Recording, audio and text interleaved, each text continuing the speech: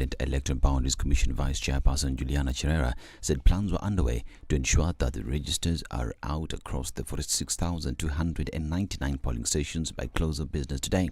IEBC mounted a countrywide verification exercise in May to enable eligible voters to confirm their details. The Commission now says that the results will be announced in broad daylight, a departure from the previous elections where the results were announced at night.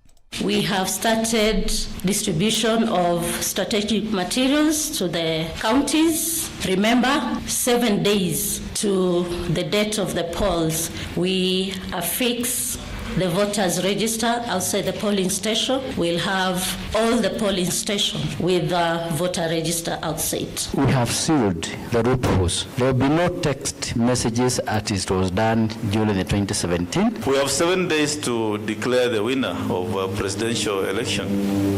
And let me assure the country and the whole world that we shall not announce the winner at night. It will be broad daylight. We shall inform Kenyans the time when we are declaring. As soon as we finish, we shall declare the winner, and it will be in broad daylight. The Minister of Education has directed that all basic learning institutions close by today to pave the way for the general election set for August 9th. Education Cabinet Secretary Professor George Magoha, through a press release, said that schools should release learners from an early midterm break for a period of 10 days and resume Thursday, 11th of August. CS Magoha had earlier on indicated that the institutions will close from Saturday, but explained that the decision to have them close from Tuesday was informed by further consultations. Now, Azimio Umoja presidential candidate Raila Odinga completed his tour of Mount Kenya after holding campaign rallies in Kirinyaga and Kiambu counties. Raila has assured the vote-rich region that if elected, they will form part of his government. Raila was accompanied by his running mate Martha Karua, as well as other political leaders affiliated to the coalition. He hit out at his main rival, Deputy President William Ruto, saying he doesn't have the best interest of the country at heart, and urged the people of Mount Kenya to unite and support his candidature, saying he will prioritize reforms in the education sector and enhance the fight against corruption and wastage in government. This is Deputy President William Ruto has accused Azimio Umoja presidential candidate Raila Odinga of using violence to prevent him from campaigning in Nyanza region. Speaking in Uasin Gishu County, Ruto said the Kenya Kwanza team has been unable to campaign in Nyanza because of Raila and his troops accusing them of organizing the residents to disrupt his rallies. He said if elected president in August, he will free the region from Raila's political bondage and will work and support the residents to grow economically under the bottoms-up model. Meanwhile, ODM Party National Chairperson John Mbadi has said Kenya Kwanza presidential candidate William Ruto is free to tour and campaign in Nyanza region, denying reports the Orange Party has stonewalled Ruto's access to the region by sponsoring violence. But he said the utterances by the Deputy President that Raila Odinga, the Azimio Umoja presidential candidate, had blocked him from campaigning in the region are false. He accused Ruto of dividing Nyanza by campaigning in the counties of Kisii, Nyamira and parts of Migori, which is the Kuria region, while neglecting other areas. And President Uhuru Kenyatta's former speechwriter has alleged a state-backed scheme to destabilize Rift Valley following the emergence of leaflets containing insightful messages in Eldoret. Eric Ngeno, who served as State House Senior Director for Messaging between May 2013 and June 2022, was reacting to reports by Interior Cabinet Secretary Karanja Kibisho, who went public about the existence of the leaflets. Lawyer Amin Nasir Abdullahi appeared to back Ngeno's statement, saying the office of the president will be solely responsible for any chaos witnessed on election day. And America has announced the killing of the leader of the Al-Qaeda terrorist group Ayman al-Zawahiri, who is associated with several terrorist attacks, including the 1998 bomb blast in Kenya. According to President Joe Biden, Zawahiri was killed using 2 missiles that hit him in Kabul, Afghanistan. He played a key role in the bombing of U.S. embassies in Kenya and Tanzania, killing 224 and wounding over 4,500 others. He carved a trail of murder and violence against American citizens. I'm Dennis Oseta. Good morning.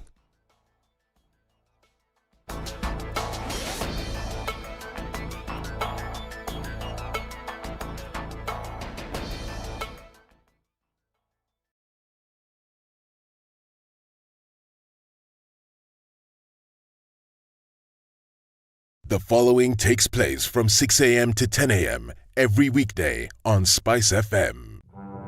No, this wheelbarrow, how can you give people wheelbarrow? His party symbol is an umbrella. Is he distributing umbrellas in Makueni?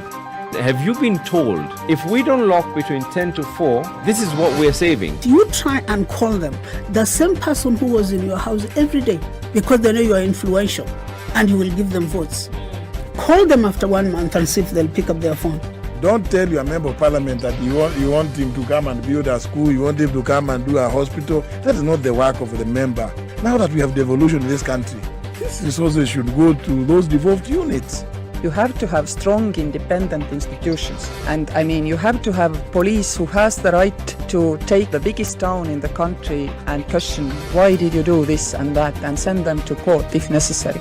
Joel in Kericho, good morning. Salama sana, habari ya asubuhi. Salama kabisa. Mbunge wako ni nani? Anaitwa Silvanus Martin, hapa ni Ainamoi. Silvanus Martin, Ainamoi. Yes. Sasa ile juma nampambia yeye nini? Amalize aende. Asante sana. That's it.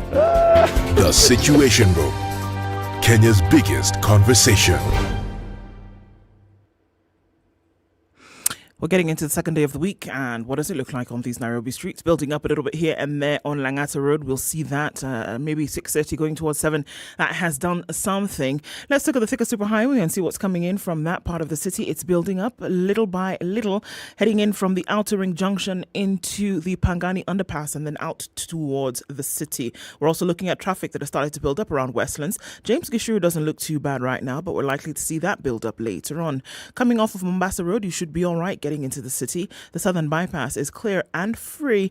A little bit of a hold up on the expressway exit right around Imaradaima, but that should not be anything headache inducing this morning. Let's see what happens in about half hour or so. Welcome to Tuesday. SpiceFM KE on Twitter. Talk to us there. Let's keep things moving this morning. Classic soul, R&B, smooth jazz, neo soul, and nostalgic ballads. Make some noise. Yeah! You're listening to Spice FM.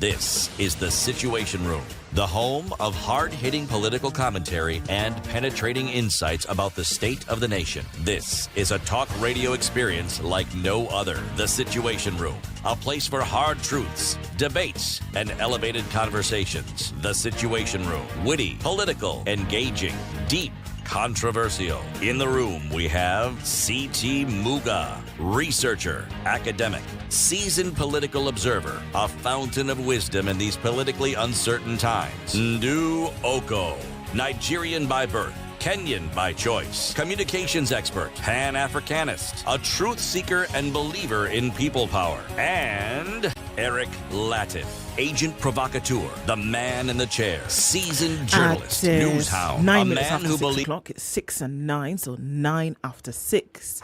6 seconds. It's the 2nd of August, 2022.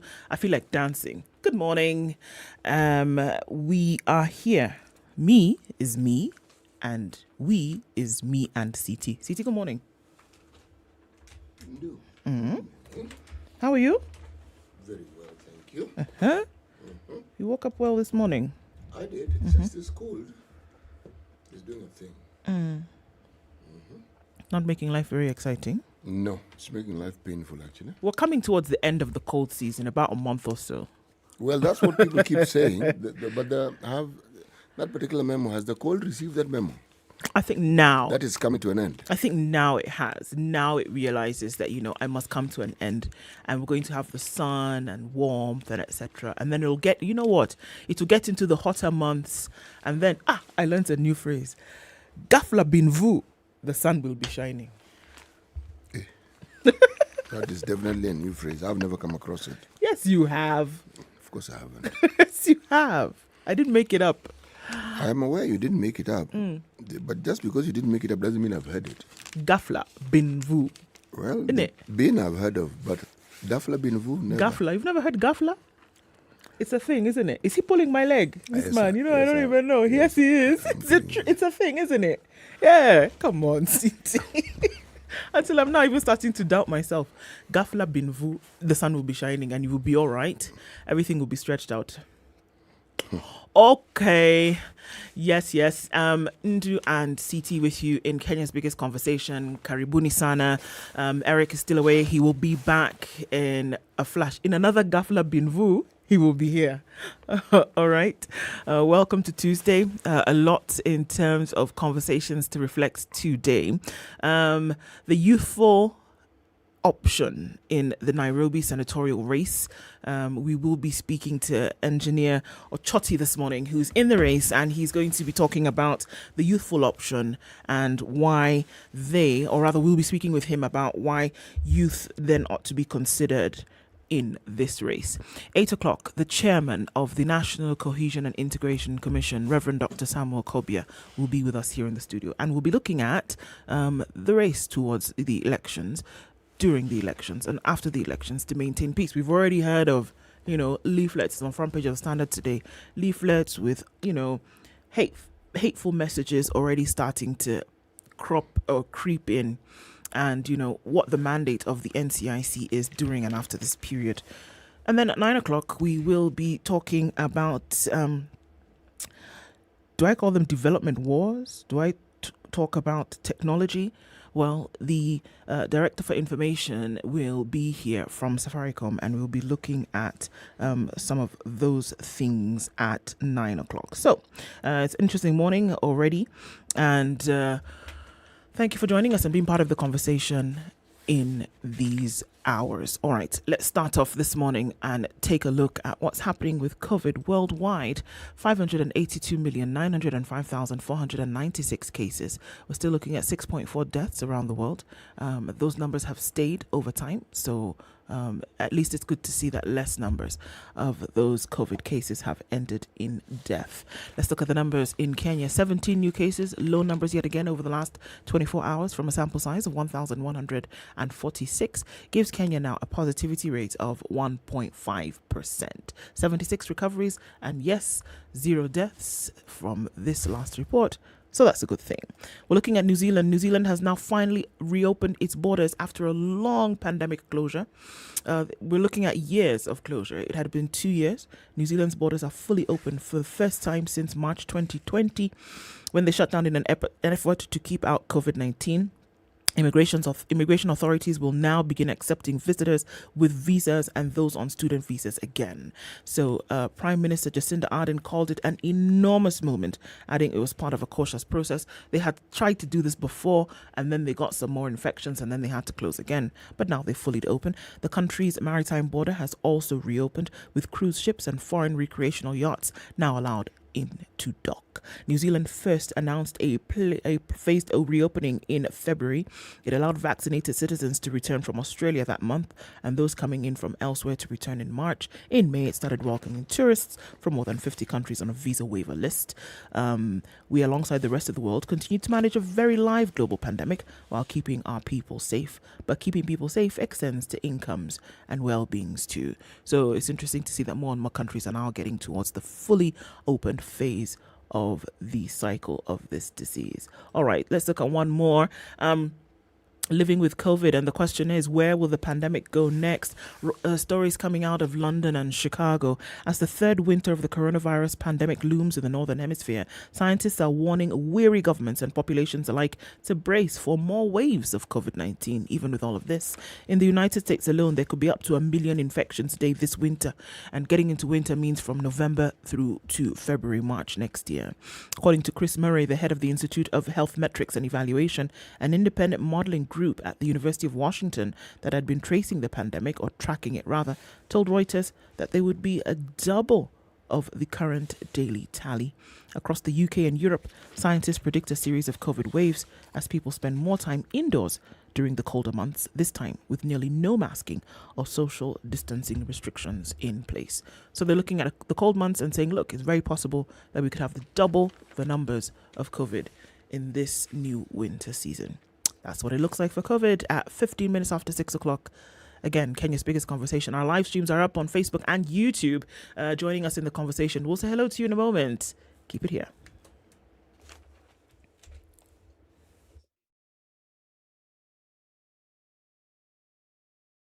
This is the Situation Room, the only way to start your day. There are so many people peddling what is false and that it bears remarkable resemblance to what is true. Politicians have their agenda, and their agenda is to use every opportunity to sell that agenda and to loot this nation. I have seen major strides that are done in this country when we talk to each other as against talking at each other. We start getting back into the tribal cocoons which were put to us by the colonial powers. You know, they gave us physical freedom but not mental freedom. We're still mentally colonized today into these cocoons of tribe. Now, if you live in an area where it's difficult to find a dog. He's a goat. I kid you not. In which part of this country is it difficult to find a dog? So that you resort. Nafande hii umbo yako iko na hii ni umba special. This is the Situation Room, the only way to start your day. 14 degrees and mostly cloudy conditions in Nairobi. We'll see highs of 20 and lows of 14 today. It's 15 and raining in Nakuru, highs of 19. We'll see highs of 18 in a rainy Nyeri, currently at 14. And it's 12 degrees and raining in Eldoret, highs of 17 and lows of 10. 22 degrees and raining in Mombasa this morning. We'll see highs of 28 and 28 will also be the high in a wet Malindi at 22. In Kisumu, it's raining at 17, highs of 23 and lows of 16. While at 15, rain showers in this morning in Kakamega, highs of 23 and lows of 14. It's partly cloudy at 17 in Kampala, highs of 24, and we'll see highs of 29 in a rainy Dar es Salaam as well. And looking into Johannesburg, it's rainy, cloudy at 8, highs of 15 and lows of 7. Mostly clear this morning in Lagos at 24, and we'll see highs of 30 in Kinshasa, where it's currently clear at 19. 32 degrees and wet in Beijing going into afternoon Tuesday. We'll see highs of 34 and lows of 26. Looking into Paris, it's cloudy at 17, highs of 32, and we'll see highs of 25 in a clear London at 20. It's 23 degrees Monday night, New York. Coming into Tuesday, we'll see highs of 25.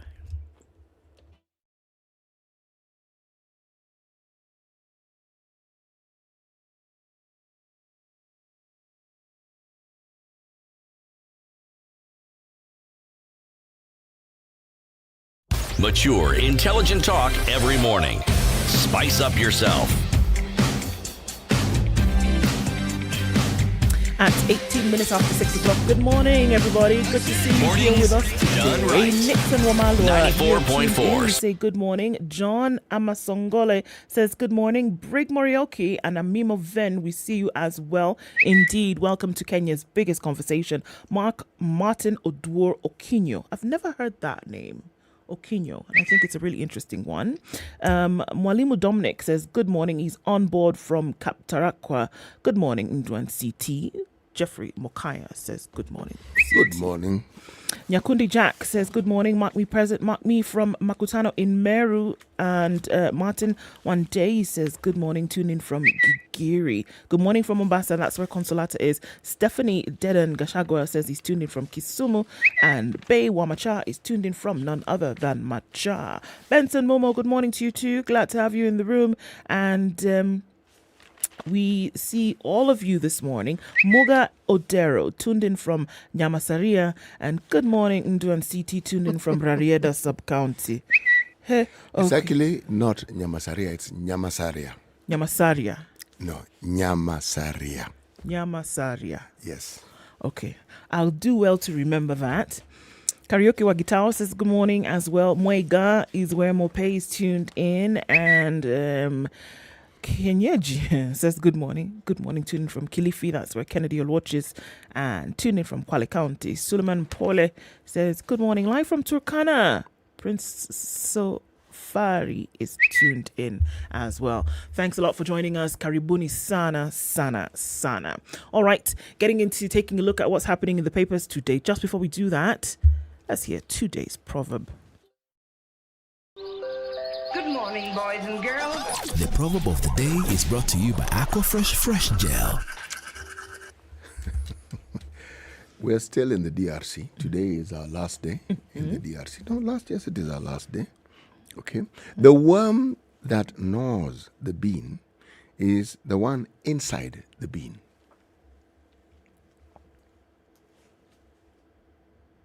The worm that gnaws the bean is the one inside the bean. I don't know why I'm feeling these things like this. The danger is from within. Or the rot is actually from within, not from outside. The one that causes danger to the bean is not coming from outside, it's coming from inside. That's so deep. I mean, look at it in the most adverse sense if you want to consider tragedy and adversity. Look at the realm of theft, home invasions. It is not possible for people to come and rob you if they do not know what it is you have. It's not a hit and miss situation. They're not coming to chance it. They have an idea of what you... They have been informed and they have a clear idea of what it is that you are likely to have. That's why they come there. So they are informed. And usually they're informed by somebody who knows what you have. Wow. So why do you think it is that whenever you hear of bank robberies, there's always this phrase, insider? Insider. Or was an inside job. Yes. Because if you don't work in a bank, how would you know bank processes? How would you know what the bank has and what the bank doesn't? How on earth would you know? Indeed. The worm that gnaws the bean is the one inside the bean. Voila.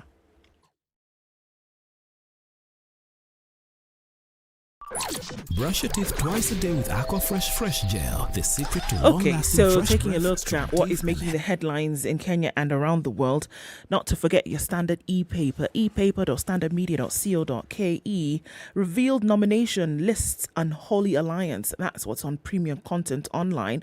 Intrigues behind party nomination lists. Scan for your QR code. You can see the video on there as well if you do that on your mobile device. And you can become an active member of the online community. Visit the website www.standardmedia.co.ke, and for a minimal fee you can have access to premium content online with the Standard e-paper. All right, so looking at what is making the headlines today, I can see what's on the front page of the Standard and of the Nation. I'm not sure what's on the Star that you have. You'll let us know in a minute, CT. But Baba it is, Uhuru says, as DP warns police on leaflets. However, the sub-column headline, confusion after Magoha orders abrupt closure of schools. And this was a big deal yesterday. Many would have welcomed it and said, okay, so what that means is that we fancy our children maybe being home a few days earlier. But what it actually has done is that it has thrown folks into a tailspin. It's covered on page 4. Magoha orders that schools closed today, despite having earlier set Friday as ideal date for start of institutions' midterm rest. All right, and we already know that polling stations, many schools are used as polling stations countrywide. N'est-ce pas? They are. They did not know this on Sunday. No. They didn't know it on Saturday either. No, they didn't also know it 5 years ago. They didn't also know it 10 years ago. Yeah. This is part of our history. It's been since independence. Yes. Right? That schools will be used as polling stations. Yes. Let me give you a little bit of the story. Parents and teachers were yesterday caught unawares by the sudden closure of schools by Education Cabinet Secretary George Magoha. Magoha said schools must close today, as opposed to his earlier communication that the institutions would close on Friday. Many parents were last evening coming to terms with the announcement that also indicated that students will be required back in school 2 days after elections. Schools and parents were advised to ensure that learners from all basic education institutions proceed on their half-term break effective Tuesday, August 2nd, and resume on Thursday, August 11th. This communication supersedes any earlier communication, according to Magoha in a circular dated the 1st of August. Parents who spoke yesterday expressed concerns over the safety of their children and the abrupt expenses they have to deal. Most said they were planning to send their children fair by Thursday. The announcement also created anxiety among parents who have to pick their children from school. Beaches Waithera, for example, a parent in Nairobi, lamented about the manner in which the ministry had handled the situation. They should have told us much earlier so that we could make the necessary arrangements. It has been a headache making my son's travel arrangements. I think the ministry is becoming irresponsible. Let's take a couple of things into perspective, shall we? This term literally just started 3 weeks ago, isn't it? Children went back to school on the 11th of July. So we're looking at about 3-4 weeks ago. The whole drama of getting them to school was not foreign to us. Parents complained. I mean, we spoke here about the different, hurdles and hoops that parents had to jump through. Now, they also knew that the midterm break was going to fall somewhere around election day and that they were not going to be in school that week. So do you know what people do when you give them a schedule? When you give them a schedule, they plan around it. And a lot of things go into that planning because parents are working, others have casual jobs. They plan for their expenses. They plan for their finances.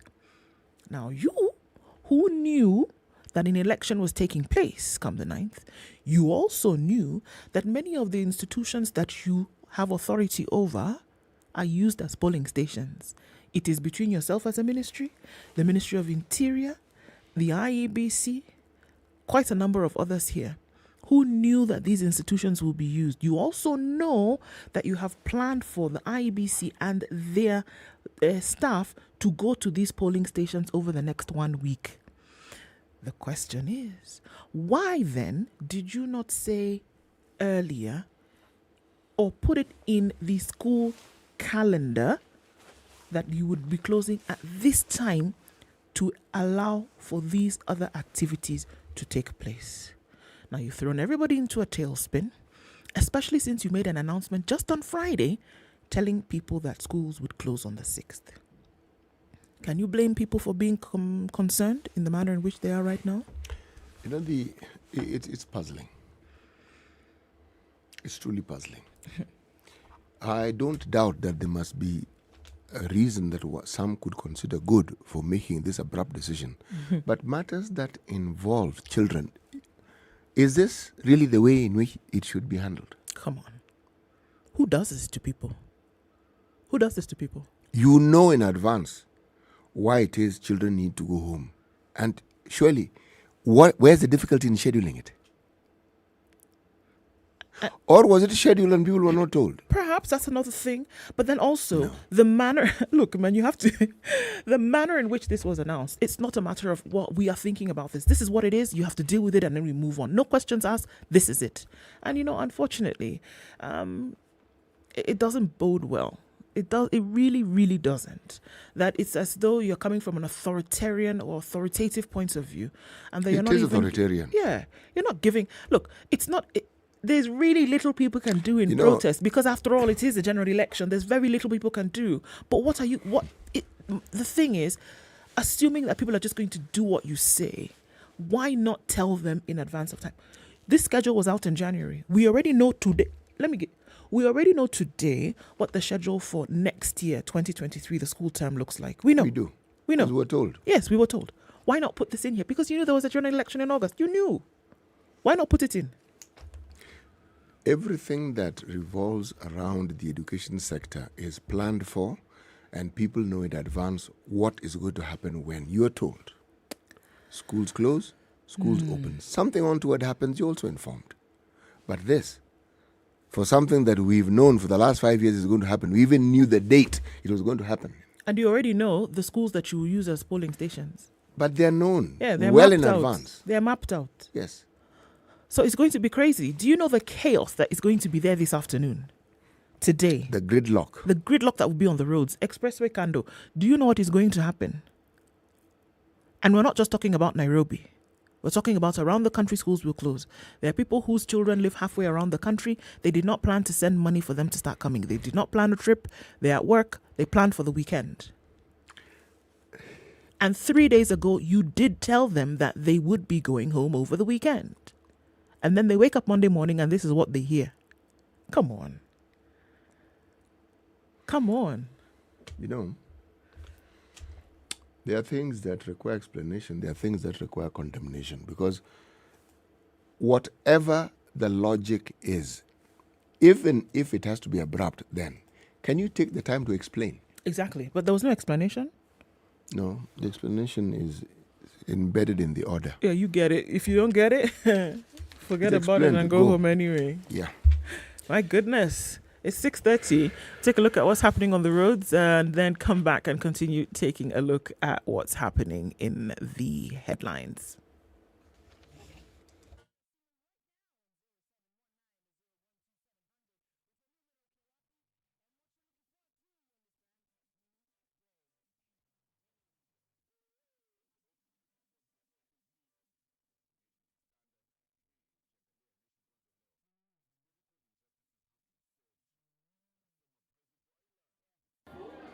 Mama Kim, mambo poa. Niuzie toothpaste ile ya Power 3. We nawe ati tatu nini? Toothpaste ya Power 3, yani Aqua Fresh Gel. Aqua Fresh Gel, hiyo ni gani tena? Wacha nikwambie. Aqua Fresh Gel ni dawa ya meno ya kipekee iliyothibitishwa na power ya 3-in-1. Piga mswaki mara 2 kwa siku na siri ya usafi wa mdomo, fresh breath, strong teeth na gums zenye afya bora. Tabasamu huanza na Aqua Fresh Gel.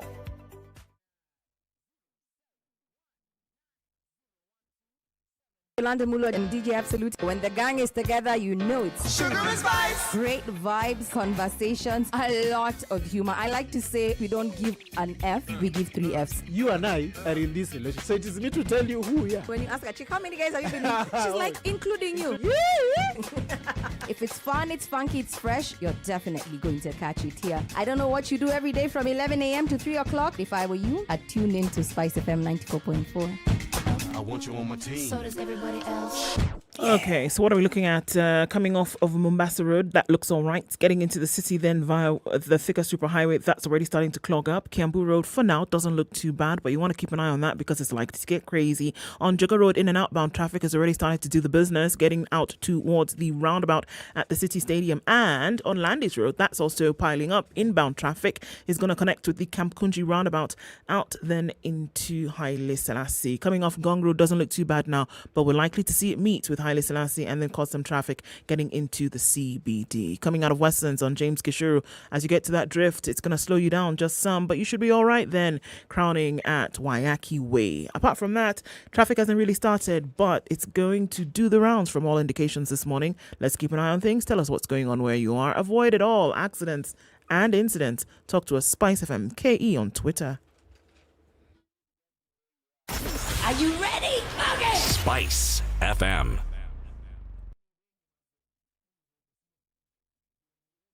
Mature, intelligent talk every morning. Spice up yourself.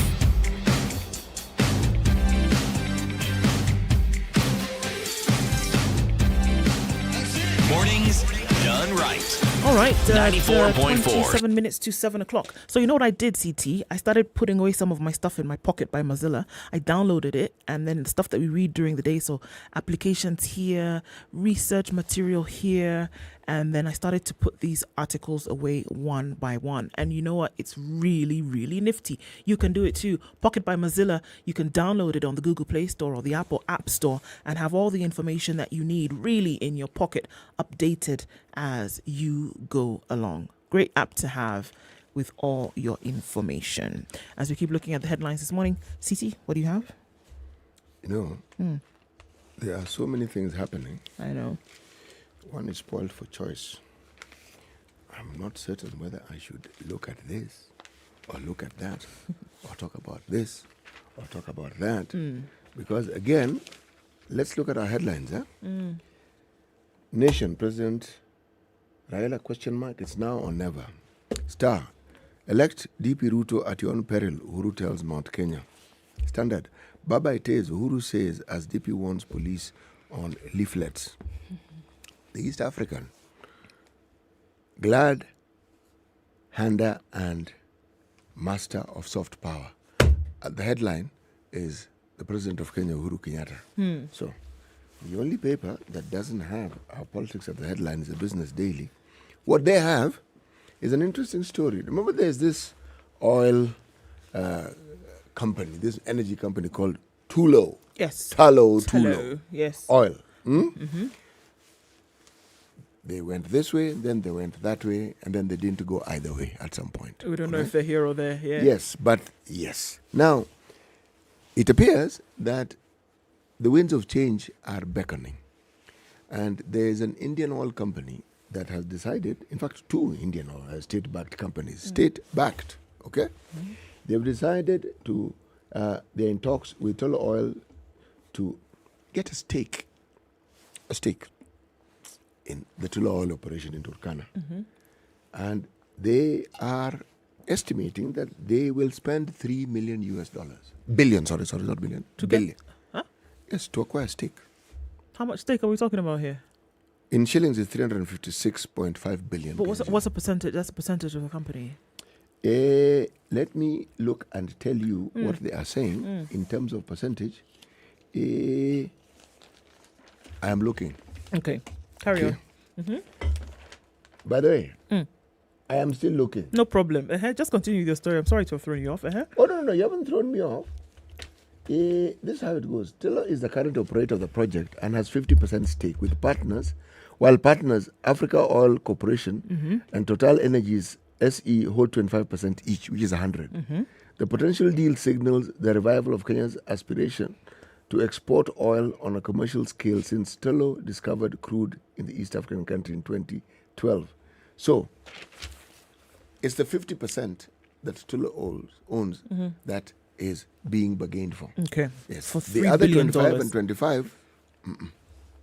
It's interesting because now all of this action, does it still point to the fact that the discovery of oil and then the digging for oil in Turkana is still on the agenda?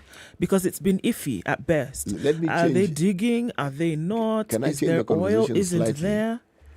What is evident is that there's oil. Okay. And it is enough to make commercial sense. Right. Someone doesn't take $3 billion and put it where no, they've done due diligence and they know exactly what is happening there. All right. The big question, and this is always the big question, how will the locals benefit? Yes. Okay. What is the benefit that the locals will have? But CT, when Tullow came in, first of all, when there was the initial discovery of oil in Turkana and Tullow came in, there was this whole song and dance with the community. There were community leaders who were brought forward, etc., etc. People did so they had already talked about how the community would benefit, and then now the thing went, which is why I was asking the initial question: is it still there? Is it something after discovery? Is it something that is sustainable? Will it actually bring forth the result? Yes, we can see this sinking of money, meaning that all right, somebody has seen the benefit, but then again, what does that mean? That these conversations that took place in 2014, 2015 are going to start again, because promises were made to the community. Turkana had already started to plan around, a revamping of the county because of this, and then things went dead. Now, with the introduction of this, I guess, much needed investment or stake buying, will the conversations with the community start again? Essentially, because it's going to a new company. Will the terms having been given to Tullow in the first place then move on to the next firm? By the way, this article doesn't talk about that at all. If you're asking about what it is that locals benefit, one ought to ask the iron ore that is mined in the Taita Taveta Hills, what have the local community benefited from it? Let's look at titanium in Kwale. Let's ask, what has the local community benefited from it? You will find that there are benefits. Sure. But is it publicly known? Is it something that is talked about? Because all these big companies that explore, mine, they don't come from Kenya, they come from some other country. Now, in those countries, there are rules and regulations about such work. And the issue of the communities wherein that particular resource is found and the benefit that should accrue to them is also clear. And many of these companies are diligent about it. The problem isn't the company. The problem is local Kenyans, whether they are in the Ministry of Mining, whether they are governors, whether they are politicians, and their interest in how it is they should benefit from these resources. That's where the problem with the communities then come in, and you find that the conversation suddenly gets muddied and it's unclear. Right. Because these people have come in with their interests. And then people that live in the community often will then get the short end of the stick. It's unfortunate. It really is. Not only that, it also opens doors if the companies are not diligent to malpractice, in that whatever is done will not be in line with the regulations that are internationally considered to be acceptable and considered to be good practice. Okay. I don't know. I think it will be interesting to see what happens with this. And maybe this thing can is eventually then take off, finally, because it hasn't really. It's been revving.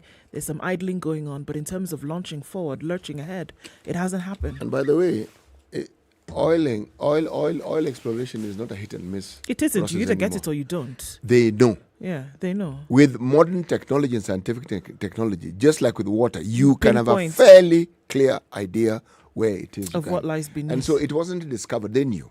Mm. Drill a certain area. But it isn't, Turkana isn't the only place in this country where oil can be found. Okay? This country is actually natural resource rich.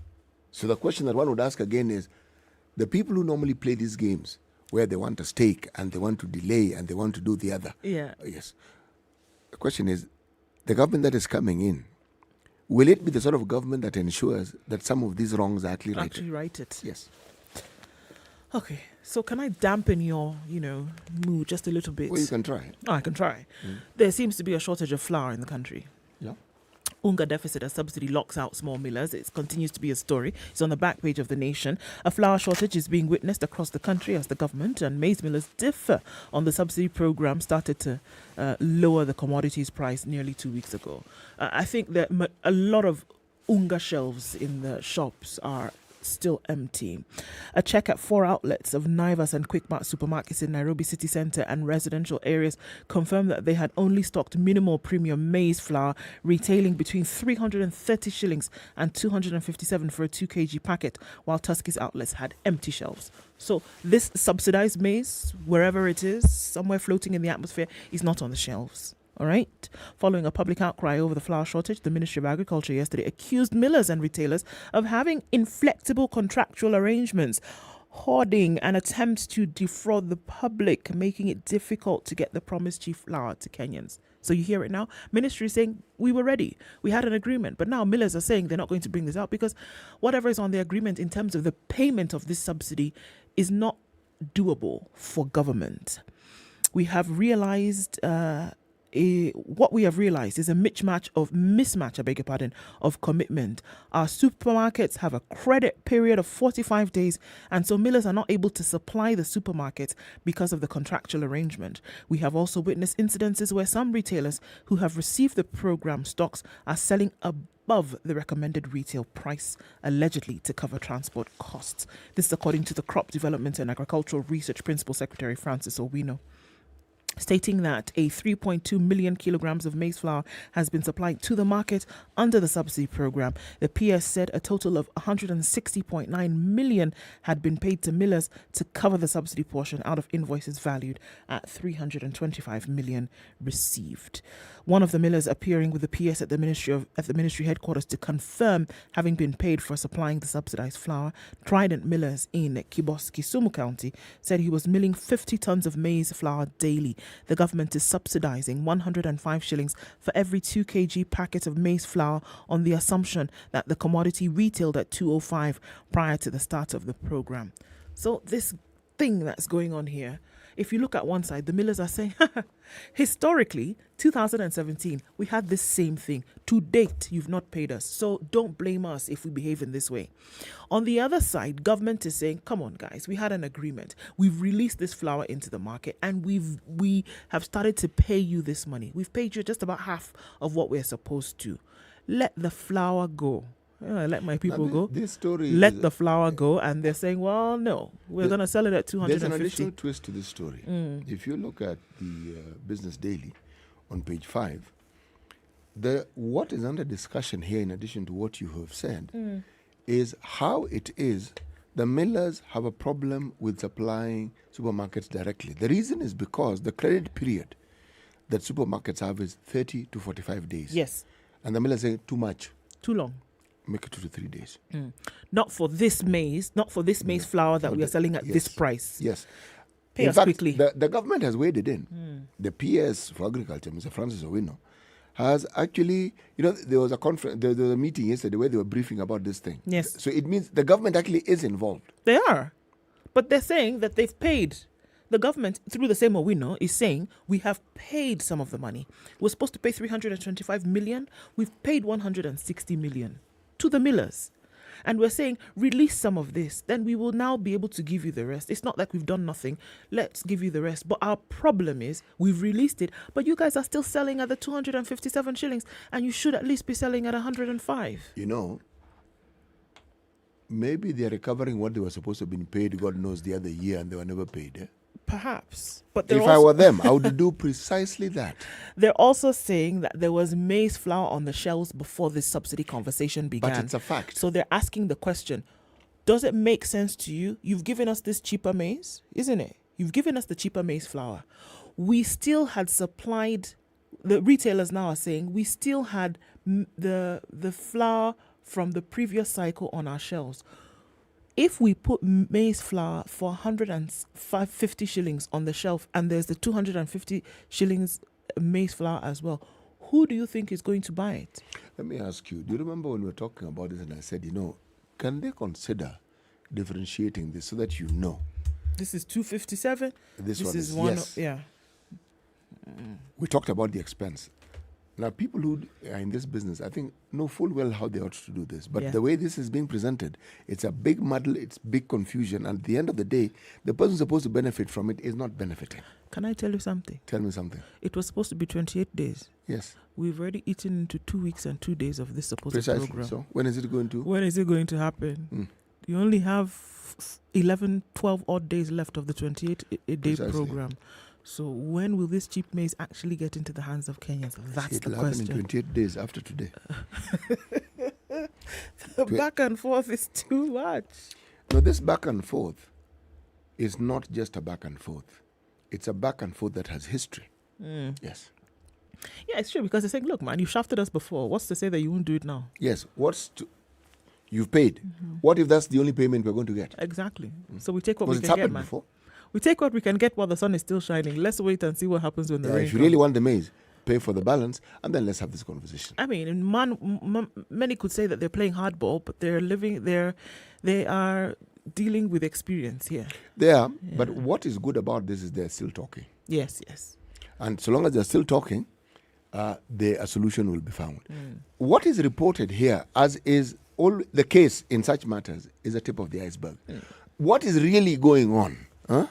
Different story. I am certain that it's a different story. And that tale that I mentioned earlier on in the conversation about interests, whenever you find this merry-go-round and musical chairs taking place, believe me, some personal interests have crept into this discussion here. Yes. Okay. All right. So what else are you looking at here? Right. Remember, we've been asking this question about this money that these levies that are collected, we do this with the other, bam. Again, that page 5 of the Business Daily tells us this, road agencies, okay? Now, you're going to ask me, road agencies? Okay, this Kenya Roads Board, okay? It released the funds, and I'm going to mention what the funds are, to 3 agencies, the Kenya Wildlife Services, and the Kenya Wild Services. The Kenya National Highways Authority received the bulk of the cash. I'm not mentioning the amounts because I will tell you after this. Okay. The Kenya Rural Roads Authority got, the Kenya Urban Roads got. The total that they got in the getting was 8.7 billion Kenya shillings. 8.7 billion. Right. Let me go into details. Kenya received 26.5. Hey, God. Kura received 20.8, and no, the other one not Kura, the other one was Kera. The other one received 20. Then Kura received 9.7 billion. Nice. Right? Now, in the year 2021, 2022, Kenya Roads Board collected a total of this amount that I mentioned, comprising road maintenance levy and transit tolls from development and maintenance road work in Kenya. For the first time, I have an idea of how much money was actually raised through this levy. Isn't it? So now you can see where it goes. Yes, there's an indication of how much was collected. All right? Now, I must thank this Kenya Roads Board director, this gentleman, Director General Rashid Mohammed, okay, and his transport. Why are we PS. thanking him? Well, they've come out and told us this. I have never come across this information before. Oh, okay. So now you actually have an idea. Well, I have an idea. But unfortunately, when I have such an idea, I actually ask, is this the real amount? The theorist in you now says, okay, so now they've given us this you've number. told us it's but okay, is that really the case? Yes. And then, so you say the fees and the levies, so you collect them, then what you do with them. This is what then now is plowed back into building and maintenance of roads around the country. That's what it's supposed to do. That's what it's supposed to do. Yes. And remember, this money, it's not as though these people collect money from you. This money is embedded in oil. When you buy your fuel, it's part of it. Yes, so it yes, goes yes, directly. yes, There's nothing like, we are waiting for some 3.75 million Kenyans to hand over their money. No. Where you pay. No. Okay? So, one has an idea. Now, wouldn't it be nice if we had an idea of how much is actually collected to subsidize the oil? Yes. Just the total. It would be really nice. Yes, it would. Okay. So, with electricity, there may be hope. The ministry is to halve VAT on electricity in cost reforms. The government plans to cut value-added tax on electricity bills in proposed reforms aimed at lowering the cost burden on consumers. Is this a yay moment? Nope. Oh, okay. It's a cautious moment.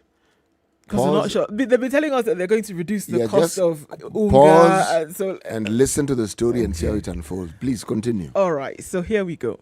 The Energy Ministry, in a white paper, proposes to gradually reduce the VAT in electricity from the current 16% to 8%, and effect on equivalent chop on two other levies imposed on power bills by the Energy and Petroleum Regulatory Authority, IPRA, and the Rural Electrification and Renewable Energy Corporation, REREC.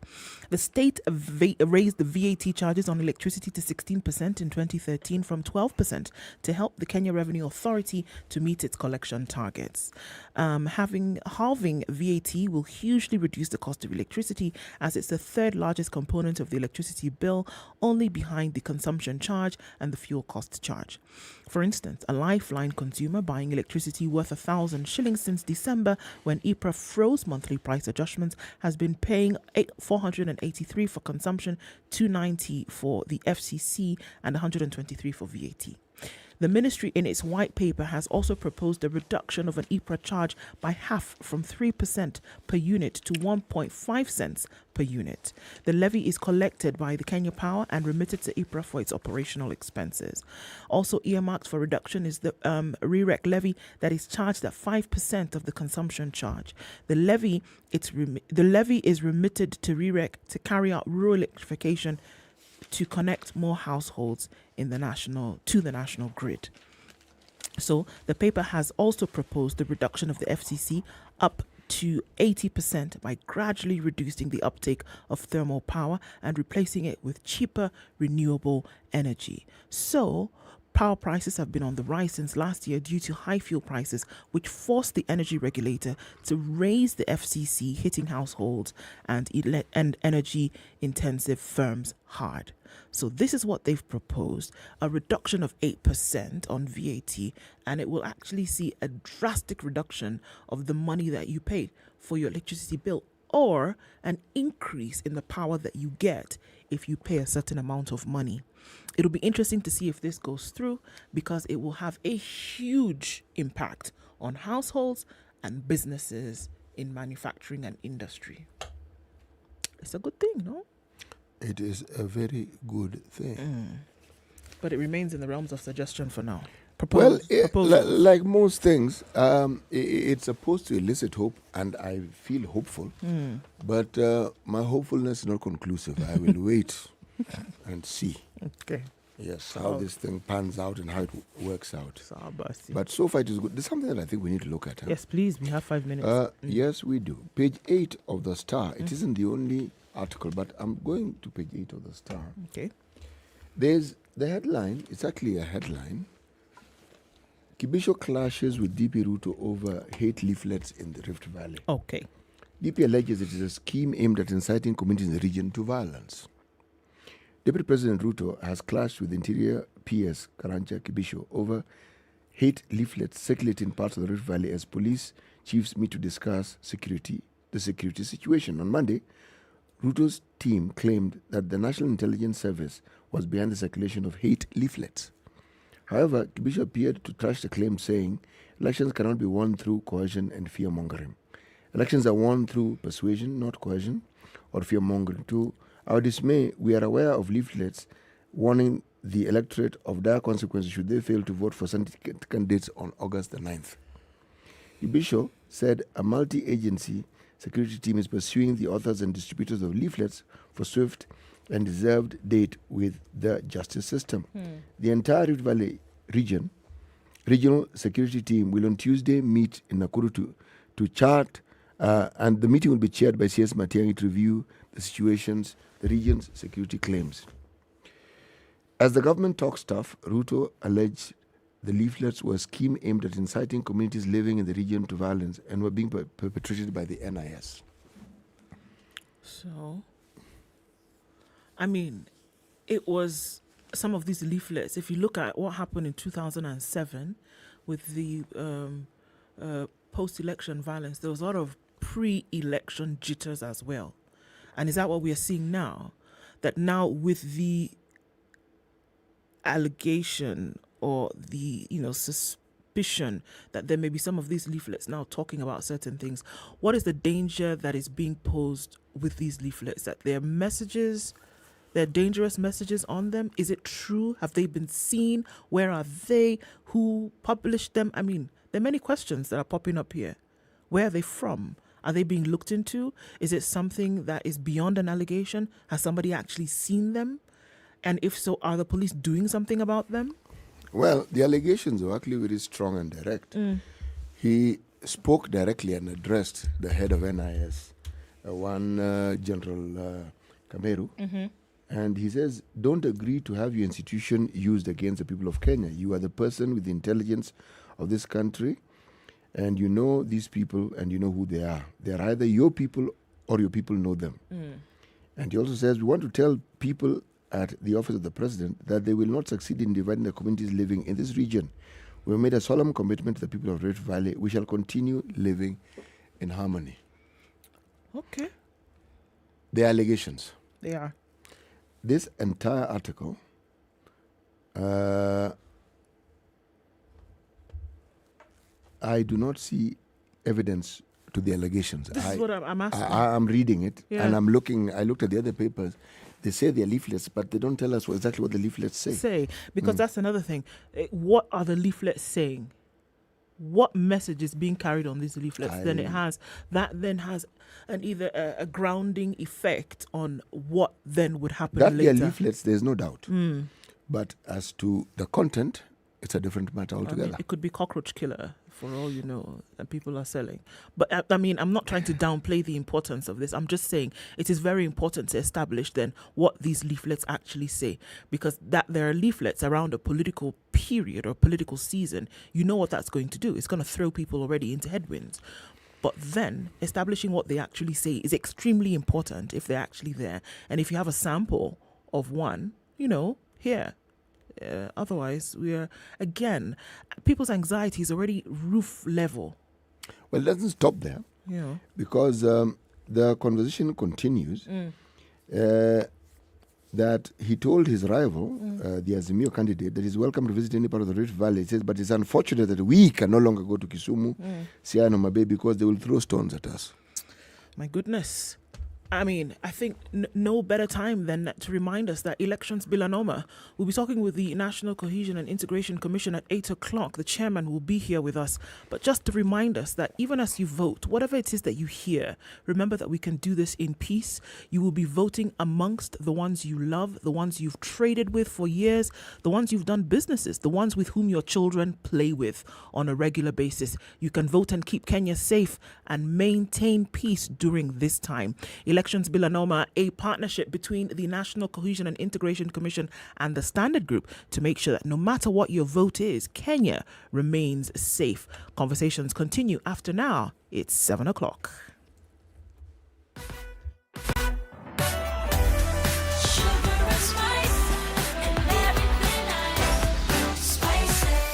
Spice up your life.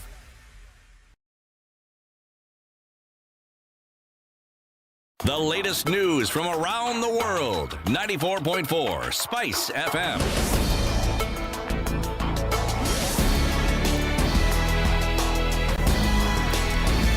Good morning, this is Dennis Oseto. Eligible voters can now verify the details of the respective polling stations as the poll body finalized deployment of registers to be affixed at strategic places in polling centers as required by the law. Independent Electoral Boundaries Commission Vice Chairperson Juliana Cherera said plans are underway to ensure that the registers are out across the 46,299 polling stations by close of business today. IEBC mounted a countrywide verification exercise in May to enable eligible voters to confirm the details.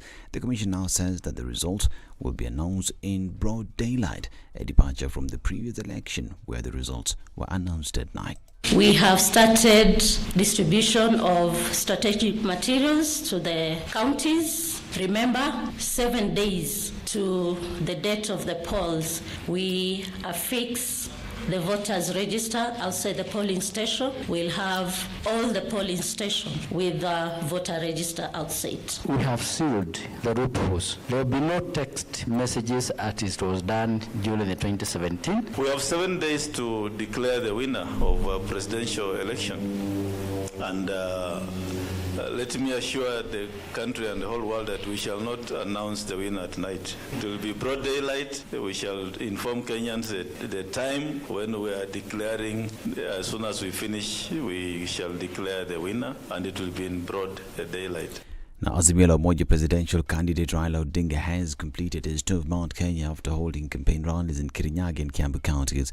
Raila has assured the voter-rich region that if elected, they will form part of his government. Raila was accompanied by his running mate Martha Karua as well as other political leaders affiliated to the coalition.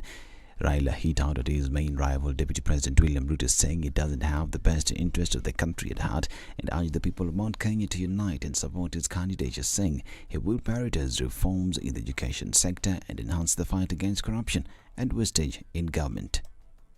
Huwezi kukampeni miaka minne. Hapana, nchi haiwezi kuendelea mbele kama baada ya uchaguzi namna hii umeweza kukampeni kwa ile nyingine. Hapana, unakaa kimya kwanza mpaka ungoje kazi ifanyike. Jamaa tayari ameona atashindwa, sasa anaanza kutetemeka, anataka huruma kwa wananchi, anapiga kelele mingi na hasira mingi sana. Hasira ni nini? Hasira sana. Mwambie aende apoe kwanza. One man, one vote. Na mimi sijabadilisha haya. Nani alipinga? Nani alipinga? Si wale walipinga. Sasa sisi tunasema kama umepinga basi kaeni.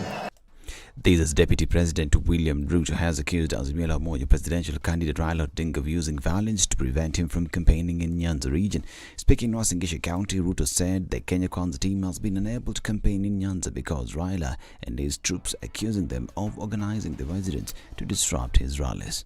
Wanazunguka huku ati wanakutana na machifu usiku, wanakutana na viongozi wa serikali wengine ati wanapanga kuvuruga uchaguzi. Wanajaribu kuambia machifu eti watafute watu sijui 50 sijui 30 katika kila polling station ati ili walete shida na wavuruge uchaguzi tarehe 9 mwezi wa 8. Na sisi tunataka kuambia wale wanaandika hivyo vijikaratasi, you are living in Stone Age. Wakenya wameamua ya kwamba wataishi pamoja. Hakuna siku moja tutapigana kwa sababu ya uchaguzi. Si kitendawili alikuwa hapa jana, si watu walimpokea hapa jana, si mimi nilijaribu kwenda Kisumu, si alipanga nikapigwa na watu, si magari yangu ilipigwa.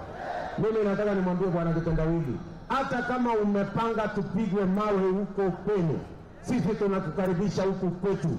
This is the ODM Party National Chairperson John Mbadi has said Kenya Kwanza presidential candidate William Ruto is free to tour the Nyanza and campaign, denying reports the Orange Party has stonewalled Ruto's access to the region by sponsoring violence. Mbadi said the utterances by the Deputy President that Raila Odinga, the Azimio la Umoja presidential candidate, had blocked him from campaigning in the region are false. He accused Ruto of dividing Nyanza by campaigning in the counties of Kisii, Nyamira and parts of Migori while neglecting other areas. And Standard Media Group continues to urge all Kenyans to maintain peace. Elections bila noma. I'm Dennis Aseto. Good morning.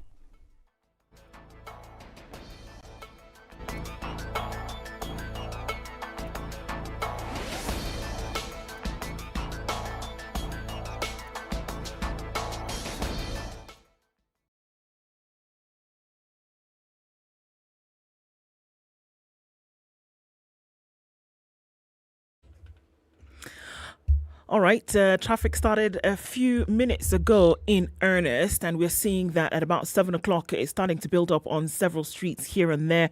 On Uhuru Highway, you'll see some traffic from the Nyayo Stadium roundabout, or what used to be, out into the city, and then coming out of Western, a little bit here and there. Langata Road is already packing up. It's doing the same thing on the Thika Superhighway. Jogo Road in and outbound traffic is already doing the business, and Lunga Lunga is doing a thing today. In and outbound traffic is bumper to bumper. Coming off of the Thika Superhighway, also just past Survey, then you'll have some reprieve, and then getting towards that junction from Outer Ring, that has already started to pack up as well. And we're also looking at Limuru Road, which is really busy. In and outbound traffic is going to get heavier as we get closer and closer to traffic hour in about half hour or so. Apart from that, it doesn't look too bad, but we know that it'll get busier in a short while. Through it all, be extremely careful, folks, as you're heading out to the western part of the city and then out towards the western part of the country. Visibility is low, so fog lights up, folks. You're going to need them. Let's talk SpiceFM KE on Twitter. Keep things moving this morning.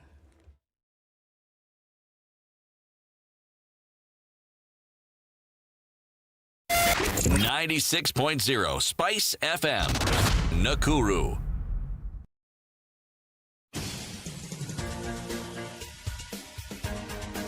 This is the Situation Room, the home of hard-hitting political commentary and penetrating insights about the state of the nation. This is a talk radio experience like no other. The Situation Room, a place for hard truths, debates, and elevated conversations. The Situation Room, witty, political, engaging, deep, controversial. In the room, we have C.T. Muga, researcher, academic, seasoned political observer, a fountain of wisdom in these politically uncertain times. Ndu Oko, Nigerian by birth, Kenyan by choice, communications expert, Pan-Africanist, a truth seeker and believer in people power, and Eric Latif, agent provocateur, the man in the chair, seasoned journalist, news hound, a man who believes in punching The only up, way to start your not day at down. 7 minutes after 7 This o'clock. Good morning and welcome to the second hour of Kenya's biggest conversation. We're having a political discussion this hour,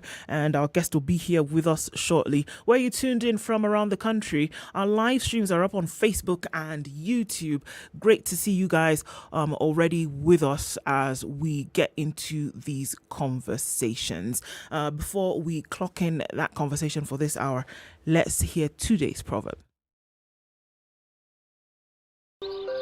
Good morning, boys and girls. The proverb of the day is brought to you by Aquafresh Fresh Gel. The worm that gnaws the bean is the one inside the bean. Yeah, it is. Worm, gnaw, bean from inside. Inside the bean. Yes, worm inside bean, gnaws bean. There you go. Not outside. Nope, inside. Brush your teeth twice a day with Aquafresh Fresh Gel, the secret to long-lasting fresh breath, All strong right, so teeth, we're having and that healthy discussion gums. about, wooing voters in the youth agenda, the place of youthful leadership in the 2022 race. Is there a place for youthful leadership? We'll be having a conversation with the Nairobi Senatorial candidate, engineer John Ochoti. He'll be with us shortly, but just reflecting on some of these things that we've been hearing about leaflets, and so it does rock your must psyche. be taken seriously. Absolutely, it does rock your psyche a little bit. It must be taken very, very have seriously. to really, because unfortunately, the history with leaflets in this country is that they have preceded violence, and they preceded mayhem. They've preceded nasty things that we would rather do without. So if there's even the slightest whiff about it, it's something that should be taken seriously. You see, the discussion around a conversation such as this one, I think one must tread carefully, because you could end up promoting the very thing that you're claiming that you want to put a damper on. If indeed there are issues, this is where now the Ministry of Interior comes out and states categorically what the situation is like. If they're going to refute what the Deputy President has said, they must refute it with evidence and say, this is the evidence and this is what we're dealing with and this is the reality.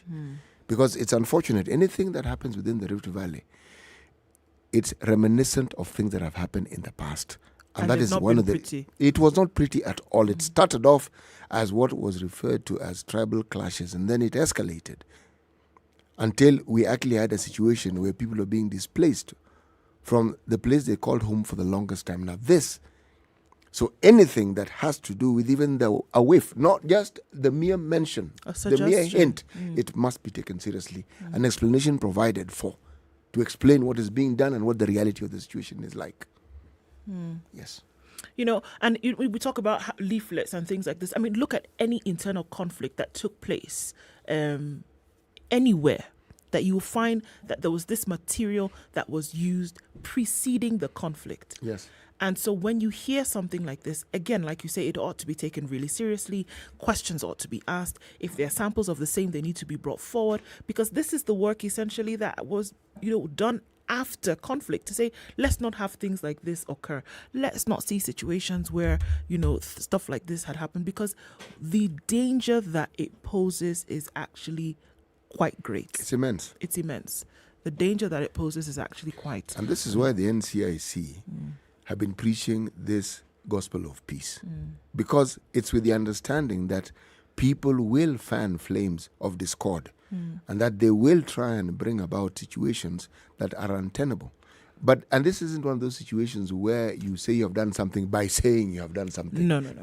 One needs to understand, and we need to be told what is being done or what has been done and what is hoped will be done. It actually needs to be seen.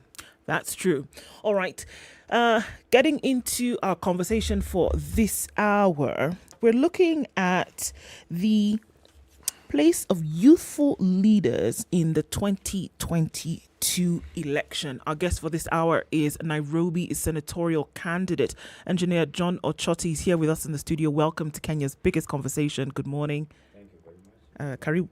Karibu sana. Good to have you in the room today. Asante. Happy to be here. Great. You're in the hot seat and you're hot in terms of colors. You can see you fanning those Kanu colors. Good morning and welcome once again.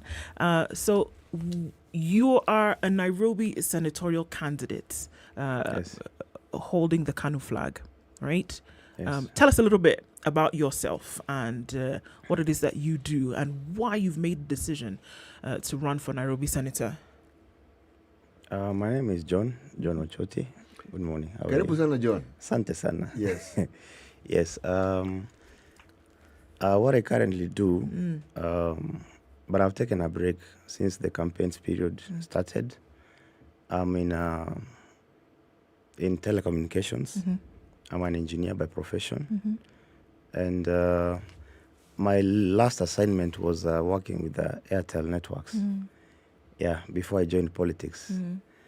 I'm involved in community empowerment programs. Especially focusing on the youth, mentoring the youth in the spaces of IT and their careers. So that's me in a nutshell. Yes. Why did you decide to make the jump into politics? I'm not able to fully answer that question. It just came like a bug.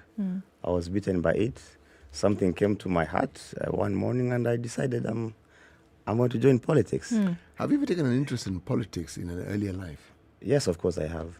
How did From my campus days. In fact, when I was in first year at the University of Nairobi, I tried my hand to represent the students of engineering. How did that work out? I did not win. I lost. I was a freshman. And very new to politics at that time. You sound as though you regret it. No. Why? You're a fresh. I mean, the fact that you were able to venture, that in itself is a good thing. Yeah. You said, why? How did that one go? I was a freshman, and that's why I did not, fare very well. But it was a very good experience. What did you learn from it? That it's a journey. And also losing is part of the game. Yes. Okay. Yeah. So beyond that, now looking in politics towards gaining a seat nationally, at the county level, what other seats did you seek before this? Or should I ask, in national politics, did you ever seek another seat before this senatorial candidacy? No, it's my first. Okay. Yeah. So why go for the senator seat in the beginning? There's a history to this, the Senate seat in this country. Remember, 2013, when we had the first set of senators at the Senate, that was the first election after the 2010 election. We had a lot of people... 27 election? 2013. Okay. It was after the 2007. After the 2000, yes. So remember, there was a lot of people who were elected to the Senate at that point. They were, you can call them senior citizens.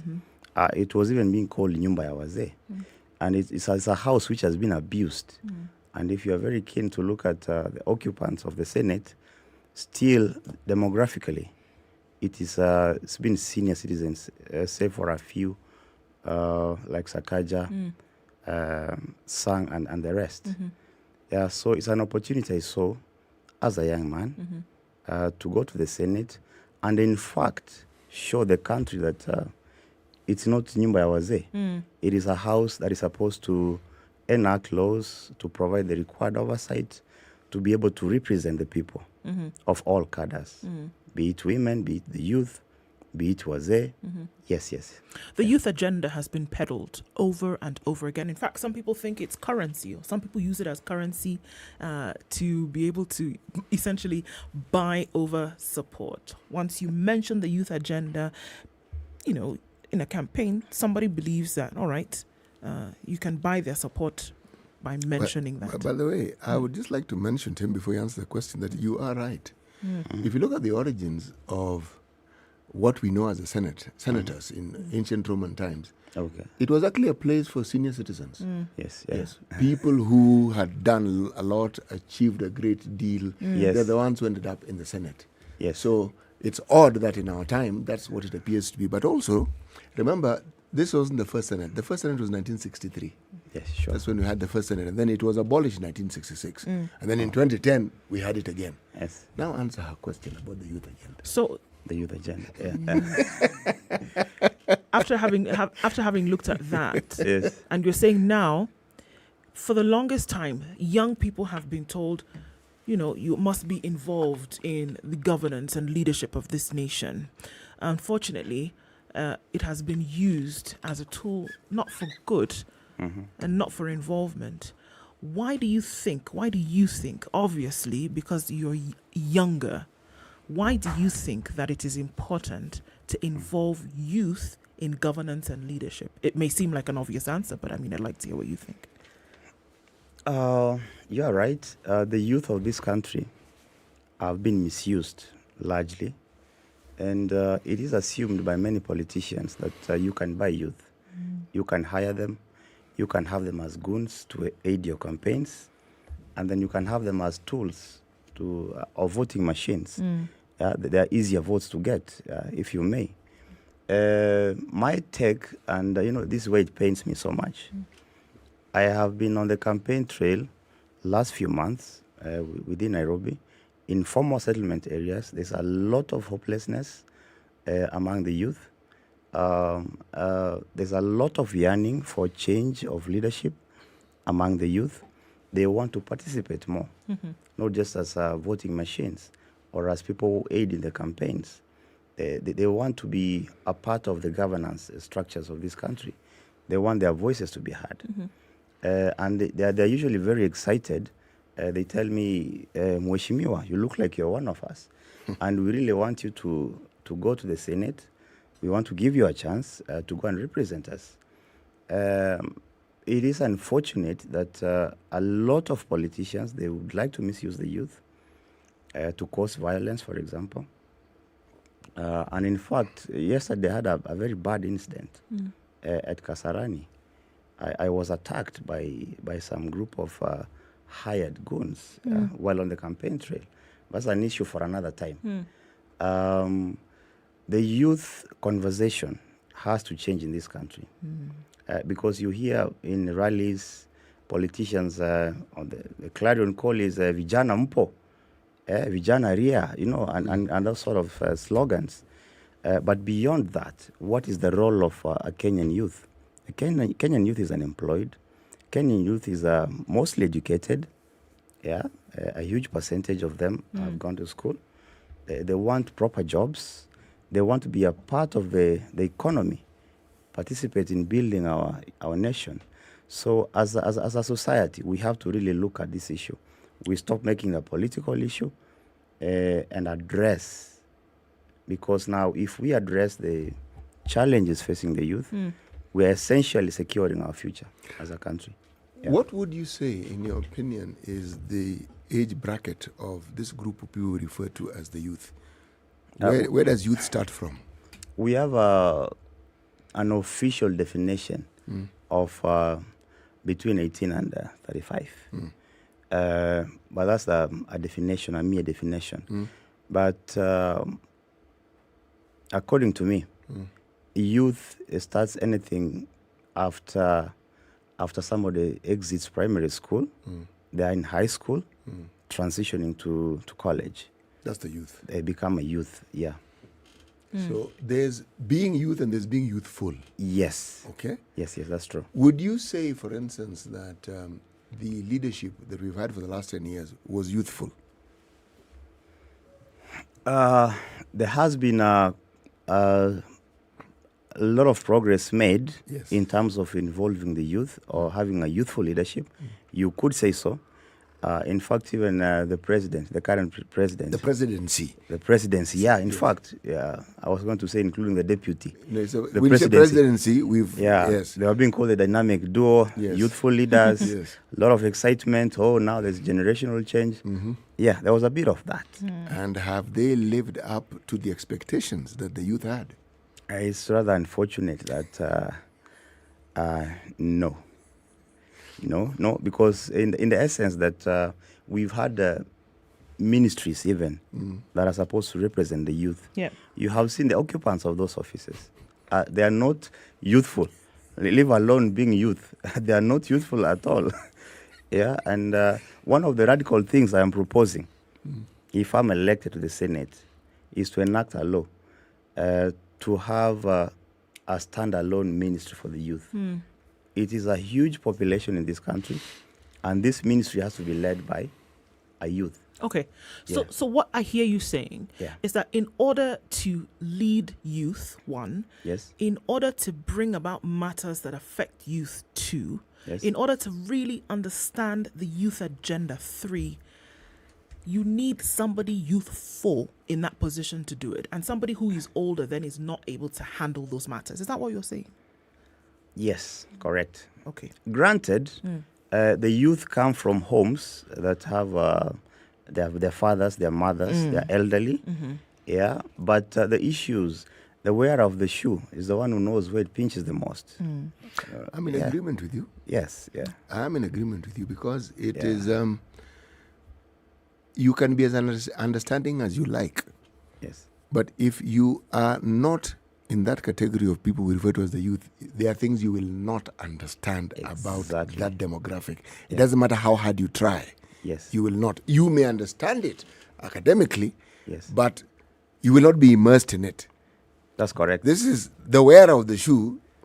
Knows where it pinches. Yeah. Exactly. And the wearer of the shoe here is the youth. So I'm in agreement with you. How do you think the youth agenda, because look, I think for the last 20 years or so, again, this is the currency that many would-be leaders have used to pay for support from the said youth themselves or from people around the country to make it seem as though they have a holistic view towards leadership, which then includes everybody, like you've mentioned, women, children, youth, you know, development agenda, etc., etc. So it sounds sexy when you say that we're involving the youth, isn't it? Yes. Now, how do you think in the past that leaders who thought they would have the youth agenda on their radar have failed? How do you think they failed? Because I often say, in order to know where you're going, you must know where you've come from. In order to do better, you must know where you have failed. So if somebody wants to come in and take in the position of senator, from a youthful perspective, how have your predecessors failed? And not just in Nairobi, around the country. How have they not been up to scratch? My predecessors, the youthful leaders, or even those who or are the not old so ones youthful, who have been representing the youth. Yes. Yeah, as I've indicated, the wearer of the shoe is the one that knows where it pinches the most.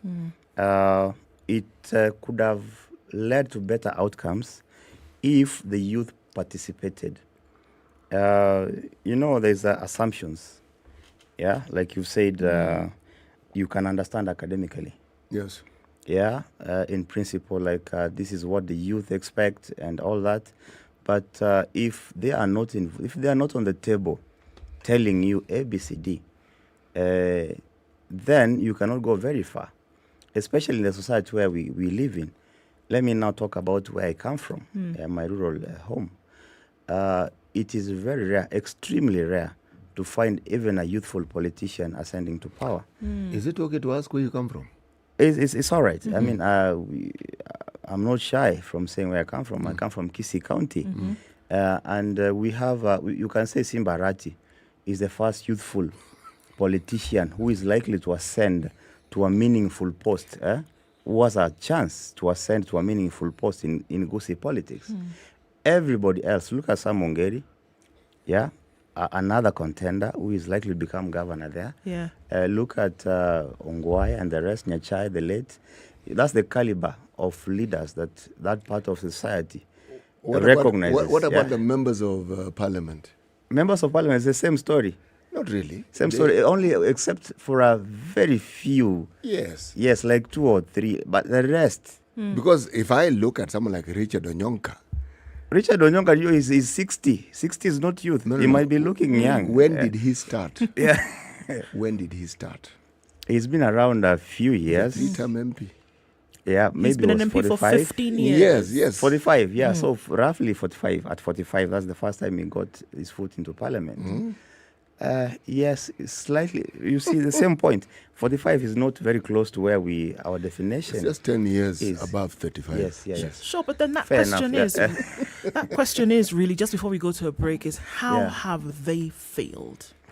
Because it is upon that. Yes. Then you now say, I don't want to make the same mistakes. Because what CT might be alluding to is that, you can get into that position, youthful or not. Yes. And you find that you make the very same mistakes and maybe even to a worsening degree. All right. So to have an understanding of where they may have gone wrong might be even more important than the age. Okay. Let me now directly feed in onto that, the question. I am within the bracket that you are defining. As youth. As youth, yeah. Now going to the upper now. I'm now starting to exit that bracket.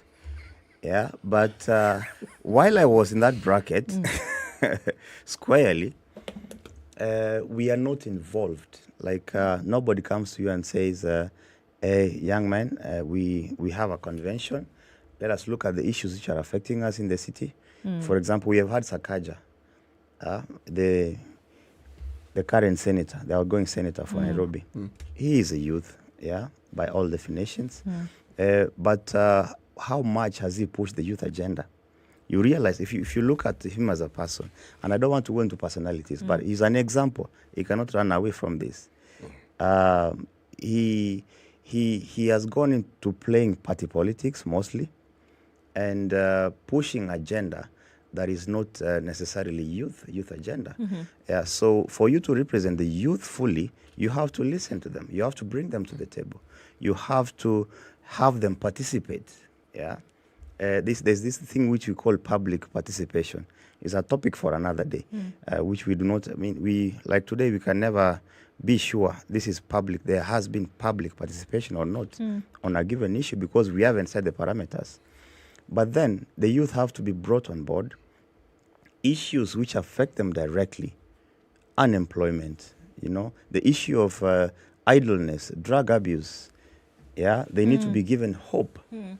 So you have to look at all these issues holistically, and you have to bring them to the table, to the center. So you feel that those issues have been met with failure? Yes, previously. failure, total failure, because the youth are not being given an opportunity to participate and even to air their views.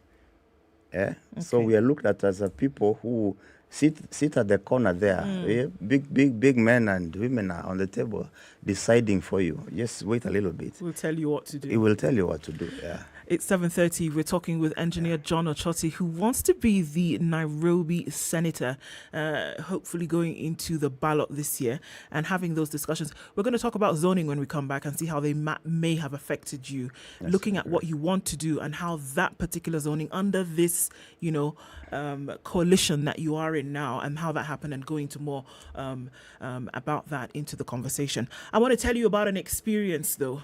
CT, how did you capture pictures or memories? How did you capture memories, let's say 25 years ago? What used to happen when you wanted to take a picture or such? Well, you looked for someone with the camera. You looked for someone. If you didn't own one, you looked for someone with the camera. In fact, Uhuru Park was a good place to go to because there were photographers who could take a picture, and they were honest and trustworthy. You'd come up after a couple of days and your picture... Oh, hang on. When the film is full. Oh, wait a minute. So somebody comes, takes a picture of you. No, you are the one who goes there. They're already there. And you stand by a tree or you stand by a fountain and take a picture. Yeah. Now, it's a camera roll. This wasn't digital. No. Yeah, it's a thing you go wash and 24, hang, yes, exactly. So you give it time. Yes. When that roll is finished, he'll tell you come after 3 days, your photograph will be ready. You would go back to Uhuru Park to take the picture. Or you'd go to a studio where people take photographs. Yes. And you would take a family picture, you take pictures of this. The same way you do when you want a picture for passport. Same thing. Now imagine how times have changed, because you want to capture those memories, and all you have to do today is whip out your phone. And you can take a selfie, you can take a group picture, you can be at an event, you can take a video, you can do so many things. And that's how they've enriched our lives, that you can capture these memories at a flash, and you can do it without even thinking about making the trip back to Uhuru Park. It may have been fun in its time, but now you can do it, by whipping the phone out of your pocket, out of your bag, and doing that. Now, think about how Samsung has made that possible with the different kinds of phones that they've been able to develop over time. And we're looking at, technology. It's improved. Modern mobile technology has enabled you to do this out of your pocket. You can pick it up and snap immediately. What are some of the memories of your photography in the past? Do let us know on our socials for a chance to get some giveaways courtesy of Samsung this morning. Think about that and how you have been able to capture some of those moments and how your experiences have changed over time. Samsung doing fantastic things with upping up the technology and having you have a chance to capture those memories for places that you can store them away with Pocket by Mozilla, actually. And Pocket by Mozilla allows you to keep those things away for reference later. Google Pocket by Mozilla on the Google Play Store and Apple App Store for a chance for you to save those memories at any chance you get.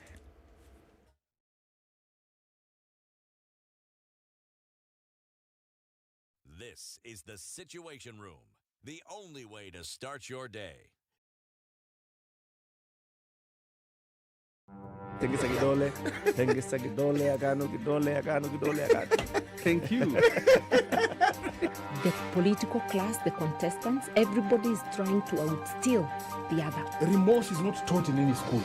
Manners is something you get from your mother. You don't get it from your political party. Why are we so unfocused as a country? Why are we spending money and resources? Yet we have real challenges in this country. This coronavirus pandemic should teach us one thing, that universal healthcare is critical.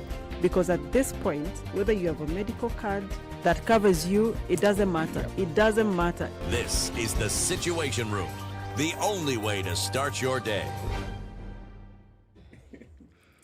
14 degrees. It's raining in some parts of Nairobi. It'll go to highs of 20 today. And it's 15 and raining in Nakuru, highs of 19. 18 will be the high in a rainy Nyeri at 13. And it's also raining. It seems like it's raining all around the country. Eldoret, highs of 17. Rain showers in Mombasa at 23. It's also raining in Malindi at 23. The rain is coming down in Kisumu at 19. It'll go to highs of 23. And it's 18 and raining in Kakamega, highs of 23 and lows of 14 today. Kampala's not left out of the picture with rain coming down at 17. highs of 24. It's a sunny day, however, in Dar es Salaam at 20. It'll go to highs of 29. And we're looking at cloudy conditions in Johannesburg at 8 degrees and 23, and a haze over Lagos skies. And we'll see highs of 28. It's 19 and clear in Kinshasa. We'll see highs of 30, back down to lows of 19.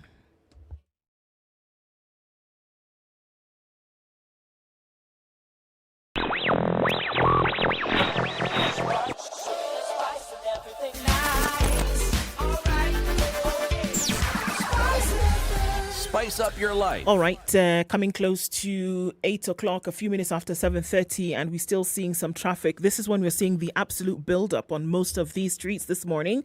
We're looking at your exits of the Nairobi Expressway coming out of Westlands. That's going to be doing a thing for a while. It's expected. It's Tuesday. Things are getting into record speed today. Everybody's going to be moving by the time it's evening as schools are closing around the country. Expect heavy traffic this afternoon. This is what we are told. Coming off the Thika Superhighway, already looking pretty busy coming from that Outer Ring Junction, and that'll take you into the city a slower pace, but you'll get there, not to worry. Coming off of the Pangani Underpass out towards Wangari Maathai Way, we're looking at that. Coming out of Westlands, not looking too bad either, but then you can use the Red Hill Link Road if you get stuck on Waiyaki Way. Uhuru Highway, not looking bad either. At your different points, though, you're going to get stuck here and there. Langata packed up very early this morning, and we're looking at that going out towards Aerodrome. Raila Odinga Way is going to take off some of that traffic, as is Ngong Road, so we shouldn't worry too much about that. We'll keep an eye on things this morning. Let us know what's going on where you are. Talk to us, SpiceFM KE on Twitter. Let's keep things moving.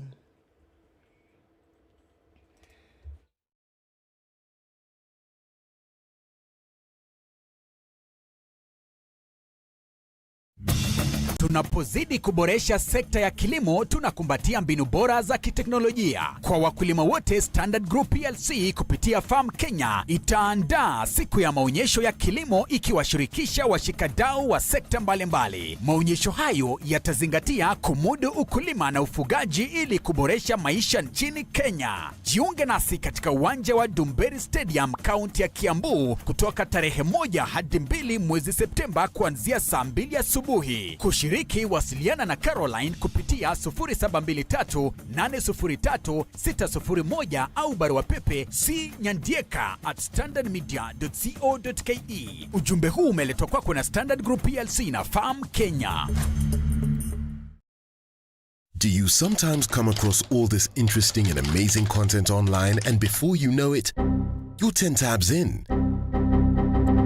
Or sometimes your browser refreshes itself and you lose that video or write-up you were keen on. In these moments, I bet you wish you could store this content somewhere so it's accessible to you when you need it or want to share it.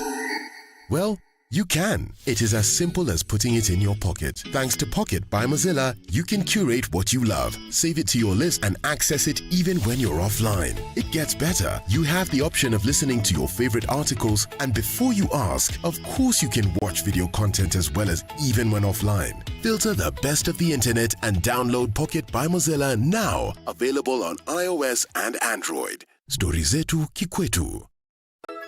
To be Kenyan is to embrace diversity. The many faces and colors of our nation are what makes Kenya, Kenya. Election bila noma. Penda jirani. This message is brought to you by the National Cohesion and Integration Commission, NCIC, in partnership with the Standard Group.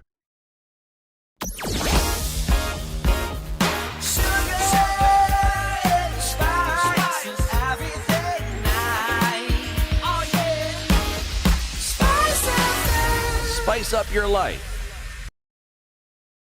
Mature, intelligent talk every morning. Spice up yourself. At 21 minutes to 7 o'clock, we continue our conversation this morning with I was going to say Reverend, or we could make it Reverend, Engineer John Ochoti. At some point, I had dreams of becoming a reverend. Well, Yes. I guess I wasn't too You're far not off. far off. Yeah. Oh, voila. Okay. You know, I want to take the good engineer down memory lane. Mm. I want to take him to a time that he probably wasn't born, 1978. Now, 1978 was an interesting period in this country because the first president of the country had just died and Daniel Arap Moi became president. Now, the clamor for multi-party democracy people speak about had begun earlier, but at this particular point in time, there were a group of young men and women who were agitating for change.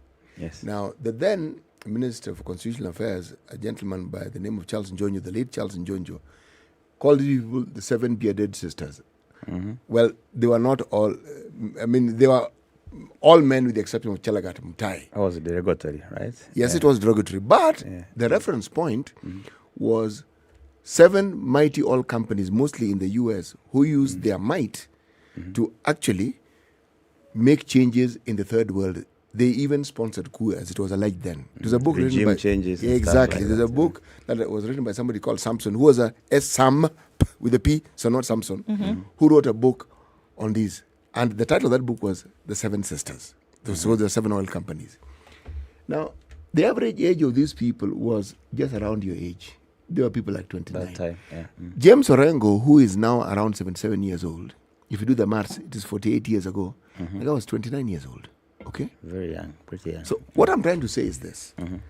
How is it that many young people we talk to talk about the youth agenda, but you do not see, at least I do not see, young people coalescing like these people did to push an agenda, yes, so that it is not one person talking about the youth, another about the youth. It is a group of young people whom you can identify as youthful leaders pushing the youth agenda. How come we don't see this? It's something I've thought about, and what I've come to realize is what brings people together. For us to be very effective, you have to remove the factors which make people tend to like coalesce together. Today in politics, people mobilize along ethnic lines. Yeah. These days, people coalesce around people with money, with mullah, people who can pay for stuff. Yeah, people who have money and influence and all that. So you would find that young people pairing with older generations because they have something in common, because they engage in certain business, they belong to a certain club, or they belong to a certain ethnic persuasion. I think it's over time our society is degenerated. We no longer look at fighting for ideals, fighting for what we believe is a cause that is worth fighting for. Right now, you find a lot of young people. They would tell you, "Me, I'm Kenya Kwanza." That's how they speak. I'm quoting like, "Me, I am Kenya Kwanza." Never mind the language there. Me, I'm Azimio. Yeah. Then you ask them why Azimio and all that. There's no other reason that makes them to come together, rally together, and fight for a cause. And this is what I'm trying to change. In my politics, I'm trying to change that. You make a valid point. Yes, yeah. Because then it was easy to coalesce against this one party called Kanu. Yes. But now there's so many more. So many more. But does that mean then that we kill the youth agenda simply because young people are aspiring to be old men? Well, look, another question that will be connected with that is we saw a lot of zoning happening. Yes. The coalitions that came together, many parties coming together, that inadvertently meant that some people would be locked out when it came to the positions that they wanted to seek. Now, it didn't matter whether you were young or old. Yes. If you were in a party that was then under the umbrella of a coalition, that the possibility of you being locked out because of the zoning then became very real. But then we also saw, or we see, that there is the, shall I call it, encouragement of younger people within the zoning matrix to put aside their ambitions for leadership for the benefit of the older people. Has this affected you? Did it affect you? Did you see it affect your colleagues? And what do you think about that? Yes, I was affected in the sense that it derailed my campaigns. Within Azimio, in Nairobi, for example, remember, one morning, it's a morning or an afternoon, we were all chilling. We were just chilling. Then we saw on TV, newsflash, Baba is at KICC. And he's in the presence of Timo Wanyonyi. Kaloki was there. Igade was there. Ngatia was there. Musyoka was there. Edwin Sifuna was there, and Pasaris. I remember, and that's all the people that were there. Yeah. And then Baba said, we have a lineup for Nairobi. With all due respect to the captain of the Azimio coalition, that was premature, extremely premature, because other parties, we were in the process of doing our nominations, for the same positions within Nairobi. That is why today I have a certificate. That's why today I am on the ballot. It means I wasn't zoned out. So there was a miscommunication, misinformation, and that affected me in campaigns. Initially when I could go to the neighborhoods campaigning, I could hear people saying, but there was zoning, and we know so-and-so is our candidate as Azimio. So I've had to explain, no, it did not affect us because now I'm cleared, I'm running. So I was personally affected. But then over time, we were able to debunk that and then level the playing field for our campaigns. Though it's not still very, very, very leveled, very much leveled, but we have been able to try to come out of that kind of setback. How it affected other people, I can say for both sides, Azimio and Kenya Kwanza, these are the main coalitions. Both made attempts to do zoning. And I'm choosing my words carefully. Those were just attempts to do zoning.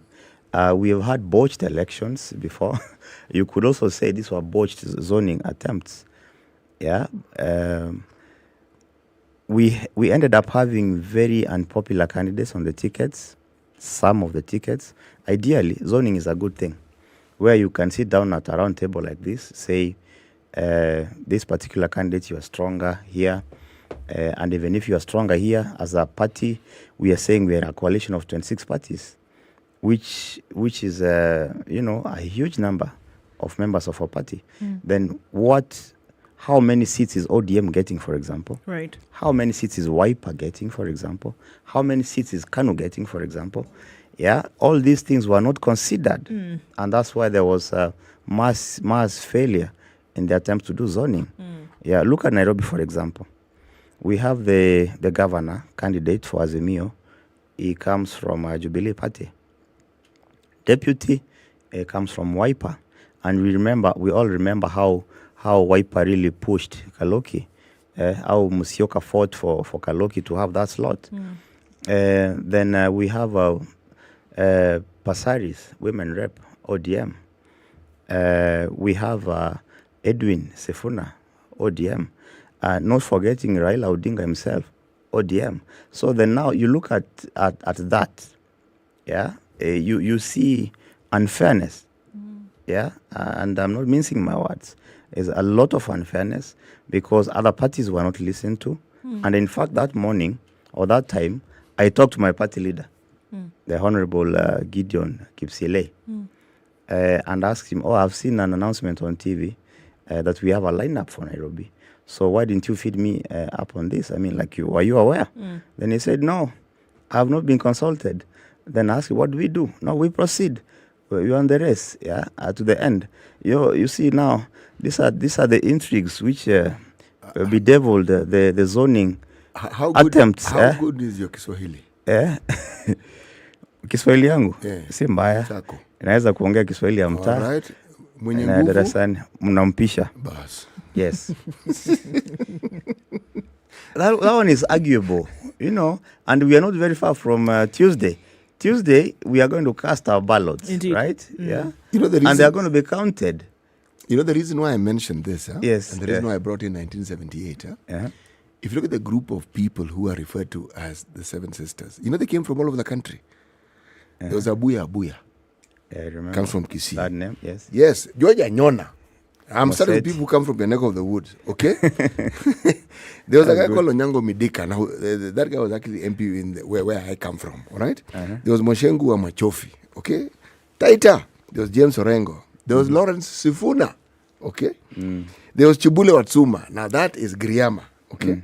There was Koigi Wamwere, all right? Now, Chalagat Mutai. And then there was a Siken Dombi. What I'm trying to say is, there was a national image that you saw with this grouping. Yes.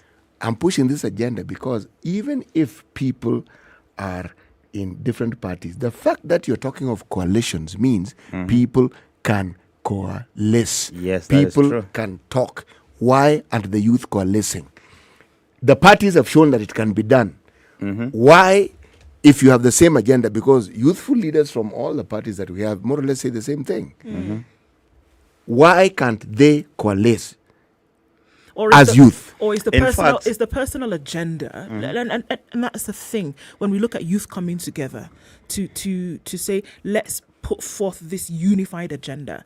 Is the personal agenda then taking a higher priority than a collective agenda to solve these problems? Because it cannot be that every youthful want to be leader has said the same thing, that we want to create jobs for the youth. We want to clean up the cities where we want representation. We want to make sure that youth are not getting into these harmful vices of drugs and alcohol. We want to. It can't be that everybody is saying the same thing but does not see the benefit of coming together to lead. Engineer, think In for a fact- single second. If such an organization or such a coalition belong to your party, if you may, Yes. but it's there for this agenda, do you know the optics that the youth will receive? Do you know the impact that you will have created in the minds of the youth? They will say, so there is hope here. Yes. Our people have gotten together. But so long as you're a lone voice within a party whose hierarchy is full of old men like myself, if not older, how far do you think that message of yours is going In to go? fact, now let me now point out a positive picture, because I'm seeing now it's going much to the negative side. It's not all gloom. There's a lot of hope Tell us about the that is light. happening. In fact, my party, Kanu Party, for example, if you look at the candidates who are running for MCA, some of them are running for MP. Yeah. The other day, we had a debate for MP candidates, Langata constituency. You saw Osman there, Abdullahi. He's a young man. Yes. Yeah, and he did very well in the debate. He's from Kanu Party. Myself, I'm from Kanu Party, and I've been given a chance to run for Senate, Nairobi. Nairobi, is a hub, not just in Kenya. It's the regional hub. Yes. Yeah, so that's how seriously the grand old party, the Independence Party, is taking the youth agenda. What's your personal agenda? A lot of. Let me just finish on Yes, the same train of thought, and a lot other candidates, including people living with disabilities. Yeah, that is from the Kanu Party. Crossing over within the coalition, Jubilee, we have young people, Amos Mwago, running to become MP in Starehe, and a whole lot of other people from UDA. We have the likes of Simon Bogwa, who are youthful. Engineer, I agree with you. Yes. So there's a lot happening. And again, back to the zoning, how it affected the youth. We all remember what has been happening at Mathare to Bahati. Bahati Mheshimiwa Sasa, the musician. He was cleared by Jubilee Party to run for the Mathare MP seat.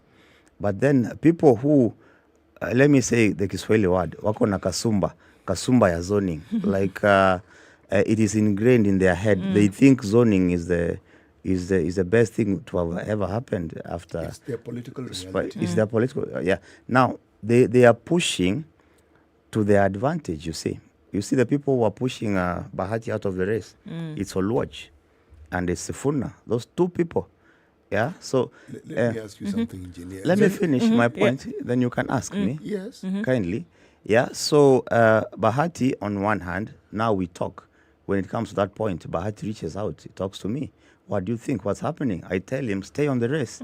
I speak to other people in Makadara constituency, for example, where the zoning thing is being forced.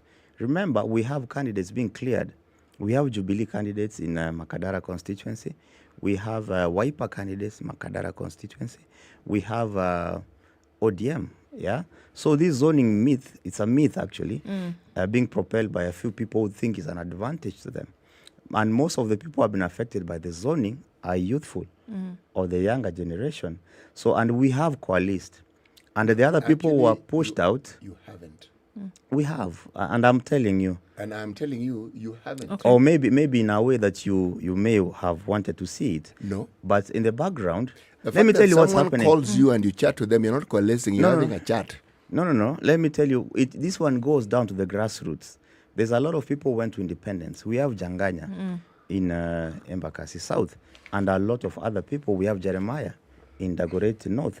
These are young people. We have Moshene. Moshene is running in Dagoretti South.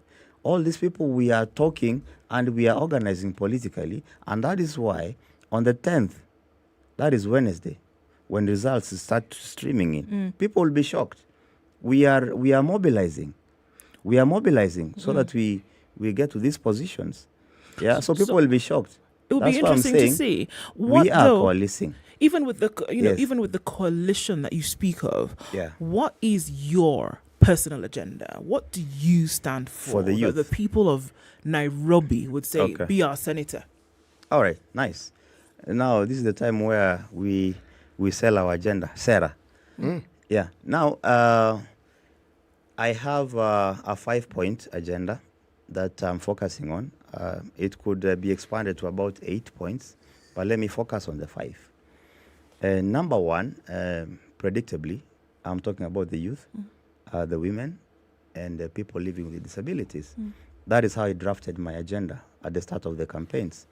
And when I went around the city campaigning, another agenda was added on to that, my number 1 agenda, single mothers.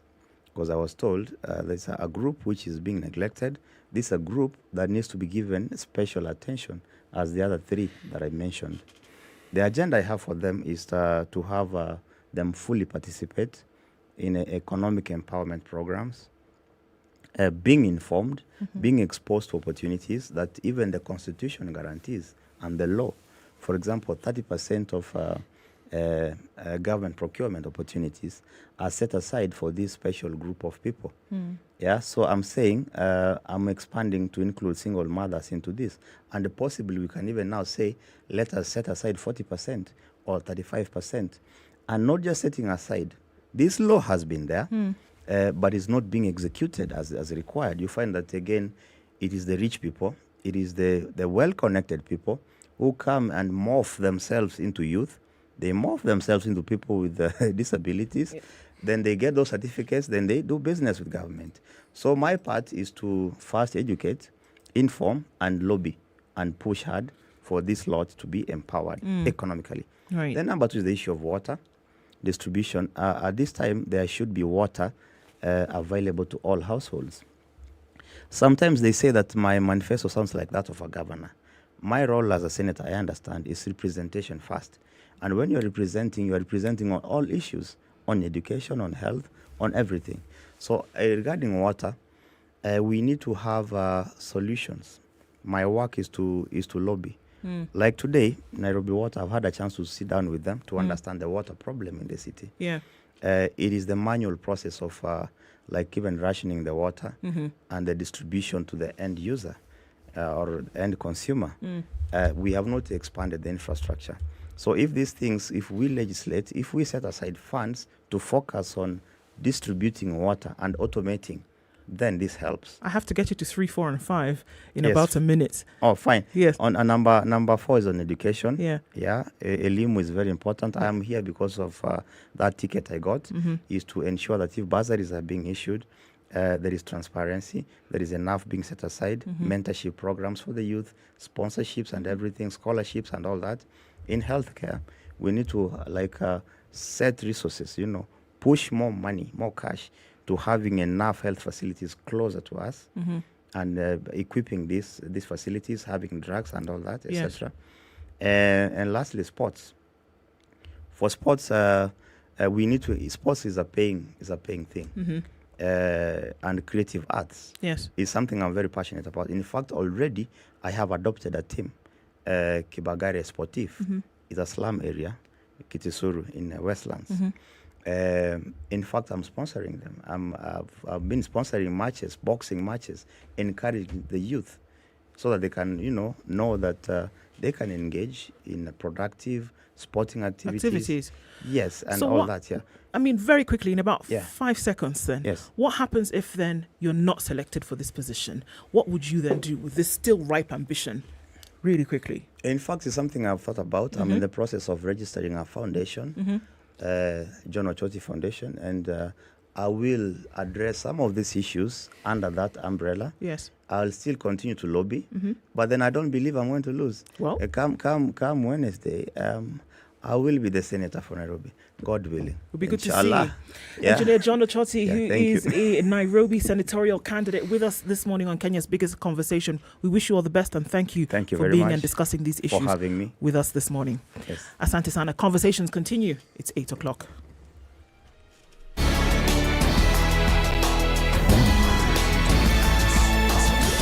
Ministry of Education has directed all the basic learning institutions to close by today to pave way for the general election set for August 9th. Education Cabinet Secretary Professor George Magoha, through a press release, said that schools should release learners for an early midterm break for a period of 10 days and resume on Thursday, 11th of August. CS Magoha had earlier on indicated that the institutions will close from Saturday, but explained that the decision to have them close from today was informed by further consultations. Kenyans, however, continue to complain that the notice from the Education Ministry came at a bad time because they were expecting their children to be home on Saturday. Now, President Uhuru Kenyatta campaigned for Raila Odinga in Kisumu, saying he is the best suited to take over the mantle from him after next Tuesday's general election. Addressing residents after commissioning the ultra-modern Kisumu railway station located on Busia Road next to Kisumu Cotton Mills Kikomi, the head of state expressed confidence with Odinga's presidency, saying it focused on justice, development and peace. Kuna barabara ingine pia, na hiyo barabara ni ya amani, kutendea watu haki, kusimama na ukweli, kusimama na maendeleo ambayo itakuwa ya manufaa kwa wananchi, kuunganisha Wakenya, na hiyo barabara inaleta amani, maendeleo, kazi, umoja wa nchi, heshima kwa nchi, kazi kwa vijana. Sasa mimi sijui kama barabara yenu ni ile ya matusi na chuki ama ni ile ya maendeleo. Basi kama ni ile ya maendeleo na haki, ni gari moja peke yake inatupeleka upande huo, na hiyo gari ina driver mzee mwingine rafiki yangu anaitwa Baba, anaitwa Raila Amolo Odinga. The station was constructed as part of rehabilitation works of the Nakuru-Kisumu Railway and reintroduction of passenger services on the route. Now, the Inspector General of Police Hilary Mutembai has urged security officers to prioritize the vulnerable, women, children and the disabled during campaigns, election and after. After a series of election security preparedness trainings and conducted across the country, the Inspector General of Police held an election security preparedness briefing with senior police commanders from all regions, formations, counties and formed up units across the country. At the National Police College in Bakassi, the consultative meetings on NPS's preparedness and provision of election security intended to support IEBC and other stakeholders to deliver free, fair and credible general election was also attended by Deputy Inspector General of Police Service Edward Mbugwa, Deputy Inspector General Administration Police Service Noor Gabo and other senior officers from respective headquarters. And the newly appointed United States Ambassador to Kenya, Margaret Cushing Whitman, has arrived in the country to take on her new role. Whitman, appointed by President Joe Biden in December 2021, takes over from Kyle Makata, who was appointed during the tenure of President Donald Trump. Ambassador Whitman was confirmed in a unanimous vote by the U.S. Senate as the 18th United States Ambassador to Kenya on July 14th. This as America has announced the killing of the leader of the Al-Qaeda terrorist group Ayman al-Zawahiri, who is associated with several terrorist attacks, including the 1998 bomb blast in Kenya. According to President Joe Biden, Zawahiri was killed using 2 missiles that hit him in Kabul, Afghanistan. He played a key role in the bombing of the U.S. embassies in Kenya and Tanzania, killing 224 and wounding over 4,500 others. He carved a trail of murder and violence against American citizens. Zawahiri is also said to have cooperated with former Al-Qaeda leader Osama bin Laden to carry out the September 11th attack in 2001, where 2,977 people died. In my direction, the United States successfully concluded an airstrike in Kabul, Afghanistan, that killed the emir of Al-Qaeda, Ayman al-Zawahiri. You know, Zawahiri was bin Laden's leader. He was with him the whole time. He was his number 2 man, his deputy at the time the terrorist attack 9/11. He was deeply involved in the planning of 9/11. This is Newswire. I'm Danny Saseta. Good morning.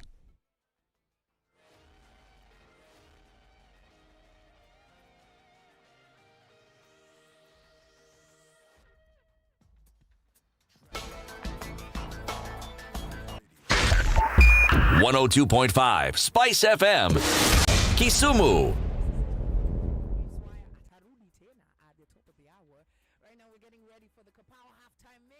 All right, at a few minutes after 8 o'clock, and we're looking at traffic having built up in many parts of the city today. And it looks like it might be a while before that ends on the Thika Superhighway. Thick as you get towards the Pangani underpass. Coming out of Westlands onto Wayaki Way doesn't look too bad for now. We're likely to see that it will reduce quite some getting closer to 9 o'clock. All right, coming off of Mombasa Road, that looks good. North Airport Road is going to connect with Outer Ring with quite some traffic this morning. It's looking good at 8 o'clock. We're in traffic hour officially. Let us know what's going on where you are. SpiceFM KE on Twitter. Let's keep things moving this morning.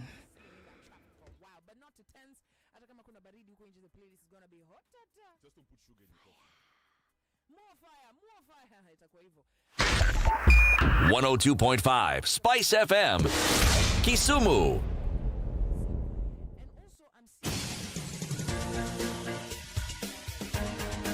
This is the Situation Room, the home of hard-hitting political commentary and penetrating insights about the state of the nation. This is a talk radio experience like no other. The Situation Room, a place for hard truths, debates, and elevated conversations. The Situation Room, witty, political, engaging, deep, controversial. In the room, we have C.T. Muga, researcher, academic, seasoned political observer, a fountain of wisdom in these politically uncertain times. Ndu Oko, Nigerian by birth, Kenyan by choice, communications expert, Pan-Africanist, a truth seeker and believer in people power, and Eric Latif, agent provocateur, the man in the chair, seasoned journalist, news hound, a man who believes in punching at 7 up, minutes after not down. 8 o'clock. Good morning and welcome to the second hour of today's conversation. Okay, third hour of today's conversation, a few minutes after 8 o'clock.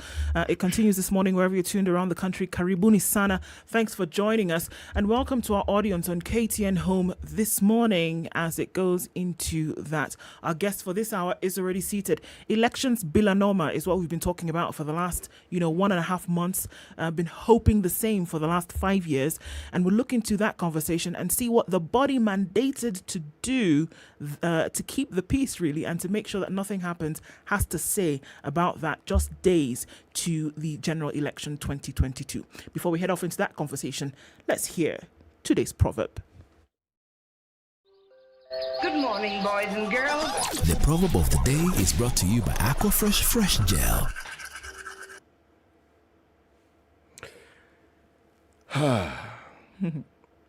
The worm that gnaws the bean is the one inside the bean.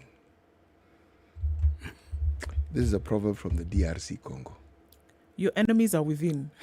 I just thought about that. Yes. Yeah. See, the thing about gnawing from within, looking at the bean from the outside, you will not know there is a worm inside it. No. By the time you know, that bean has ceased to exist. Indeed. Yes. Very true.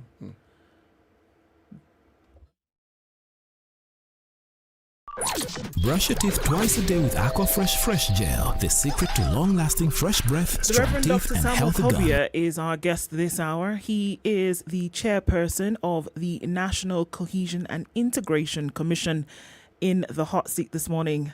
Dr. Kobia, good morning. Good morning, and thank you for having me. It's been a long time coming. We've tried this for some time, but it's good to have you here this morning. And we're really glad that you chose the hot seat as your first port of call this morning.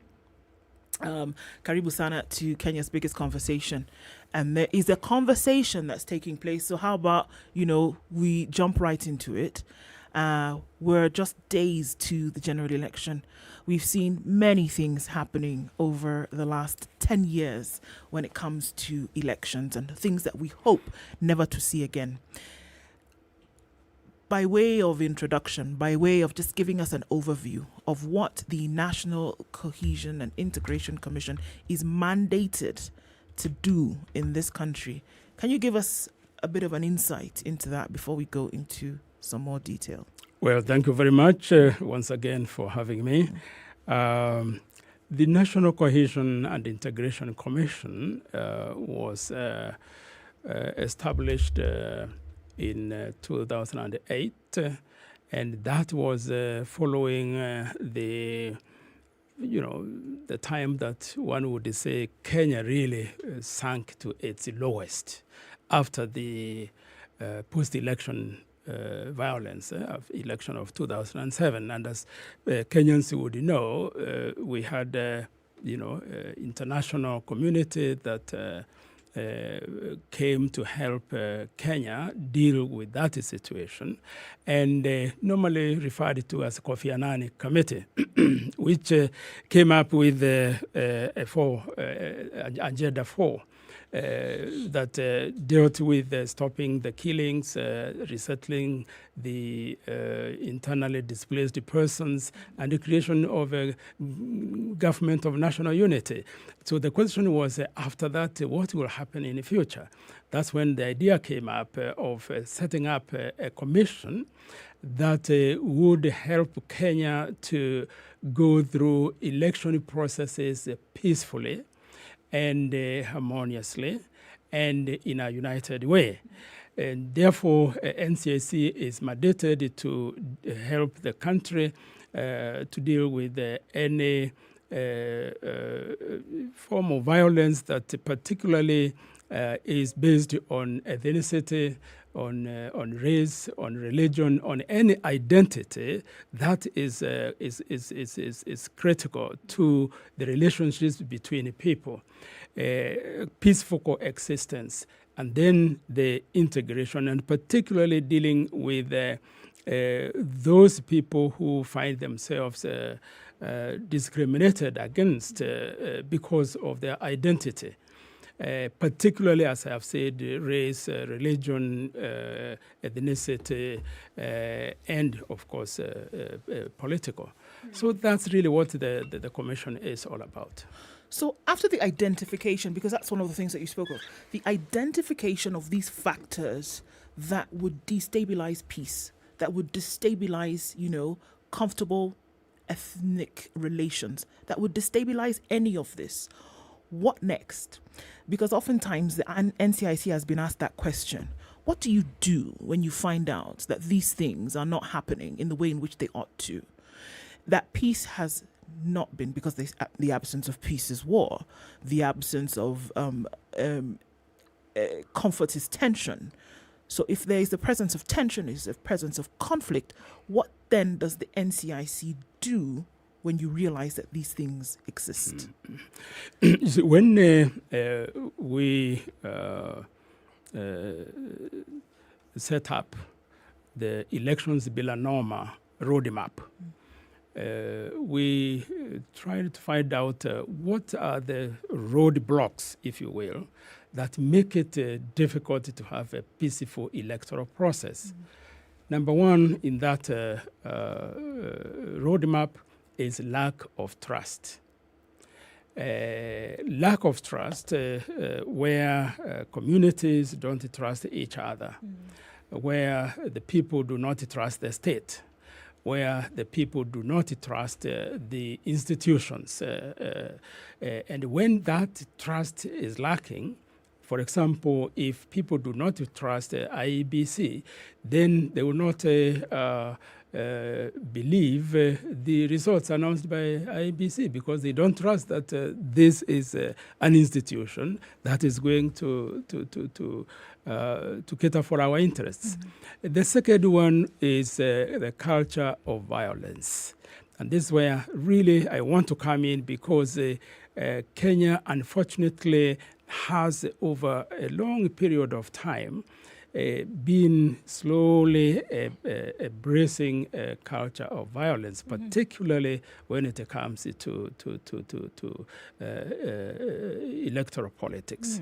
Now, when we find out, and there are many ways of doing it, we have our network includes particularly following what politicians are saying, what even artists are saying, because normally people think we only deal with the politicians. And when we find that out, then the first thing to do is to summon the offenders and do investigations, and then from there recommend prosecution. But there is also another approach that we have, which we call conciliation. And this is what actually we encourage. Conciliation means that the person is remorseful. They have accepted that what they did is wrong. And then they would like to engage us so that this will not be repeated. If it is a community that has attacked another community, the same thing happens. We establish a process of reconciliation and healing. So that is another approach that we have, so that we can begin to now transform the culture of violence into a culture of peace. If that happens in communities, if that happens between ethnic, between tribes, if you will, then we feel that we are beginning to have some impact on the people. Then finally is what I would say, the need for behavior change. And that is where one would say that if we reach a point where we have created awareness, there has been some impact, but until there is behavior change, then it will be difficult to resolve those problems sufficiently and permanently. And I'm really emphasizing behavior change because behavior, you cannot legislate behavior, so to speak. Yes. So one has to learn how to behave, if you will.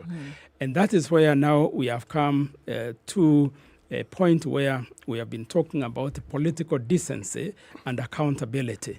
In fact, this is the most recent activity that we have done in dealing with the candidates and aspirants for the elections. We had them to sign a political decency and accountability charter. What then we are left to do is to hold them accountable on the basis of the what they have themselves committed to do. So this is a process, and that is even how we would like people to see, elections. Yes, it's a process that comes to a point, and after that point, then you have the next, after elections, what? So these are the issues that we deal with, and we hope that we will have influenced behavior between and among communities and peoples of Kenya. Is it possible to talk briefly about some of the things that the political leaders signed off on? Yes. I can talk of three main things that we had. One is that they will campaign peacefully, and that they will concentrate in their campaigns on issues and not personalities. So that is one. The second one is that they will accept the results of the elections. And that if there is a petition they want to make, then they go to court. And they will not call people to the streets. That is a second thing we have done. The third is to rein in the wayward, politicians in their party. So these are some of the things that they signed on. You did mention that there is the issue of holding them to account. If I may ask, how do you hope to hold them to account? How do you hope to make them accountable for the things that they have already signed off on? Because when I read today's papers and I look at what's been happening this week, the issue about speech and the things they say, I would argue that some of them are teetering on the brink of actually going against it, if not outrightly going against what they signed off on. It's a very good observation because that actually it has been happening, and it's only yesterday that I was discussing with some of my commissioners, saying that in these campaigns, especially the presidential campaigns, they started off fairly well by concentrating on issues and the policies. But this, unfortunately, has degenerated into name-calling, into, exactly as you have said, they are going contrary to what they signed. And we would like really to remind them that if this is what now is going to lead to the day of the elections, there is a possibility that they could incite some people to violence. So we are very concerned about that. So it is true that they are not living up to what they signed. I mean, looking at different platforms, I mean, this week alone, the Commission has talked about the fact that certain social media platforms then are responsible for spreading hate messages. And so I guess it's a two-part question, because then are you worried about the levels of hate speech that you're seeing being played out right now? Because, I mean, it's covered in the Standard today. TikTok leads in spread of hate and disinformation. It's leading in cases of hate speech compared to the other social media sites, according to the National Cohesion and Integration Commission. There's a weekly report which you've been putting out, which we've seen, showing that 48 cases of hate speech picked from July 15th to 21st. It's just 6 days, but you have such a high number. They were an increase from the previous week where there were other cases on other platforms such as Facebook and Twitter and WhatsApp. So you're saying, according to the report, that the increase of hate speech, lack of technical capacity that enables an analysis and scraping of the data has been a challenge. But with these numbers, the question is the Commission worried so close to the election that you see these messages being spread in this manner? Yes, indeed. NCSC is very worried about what has been happening lately when it comes to hate speech.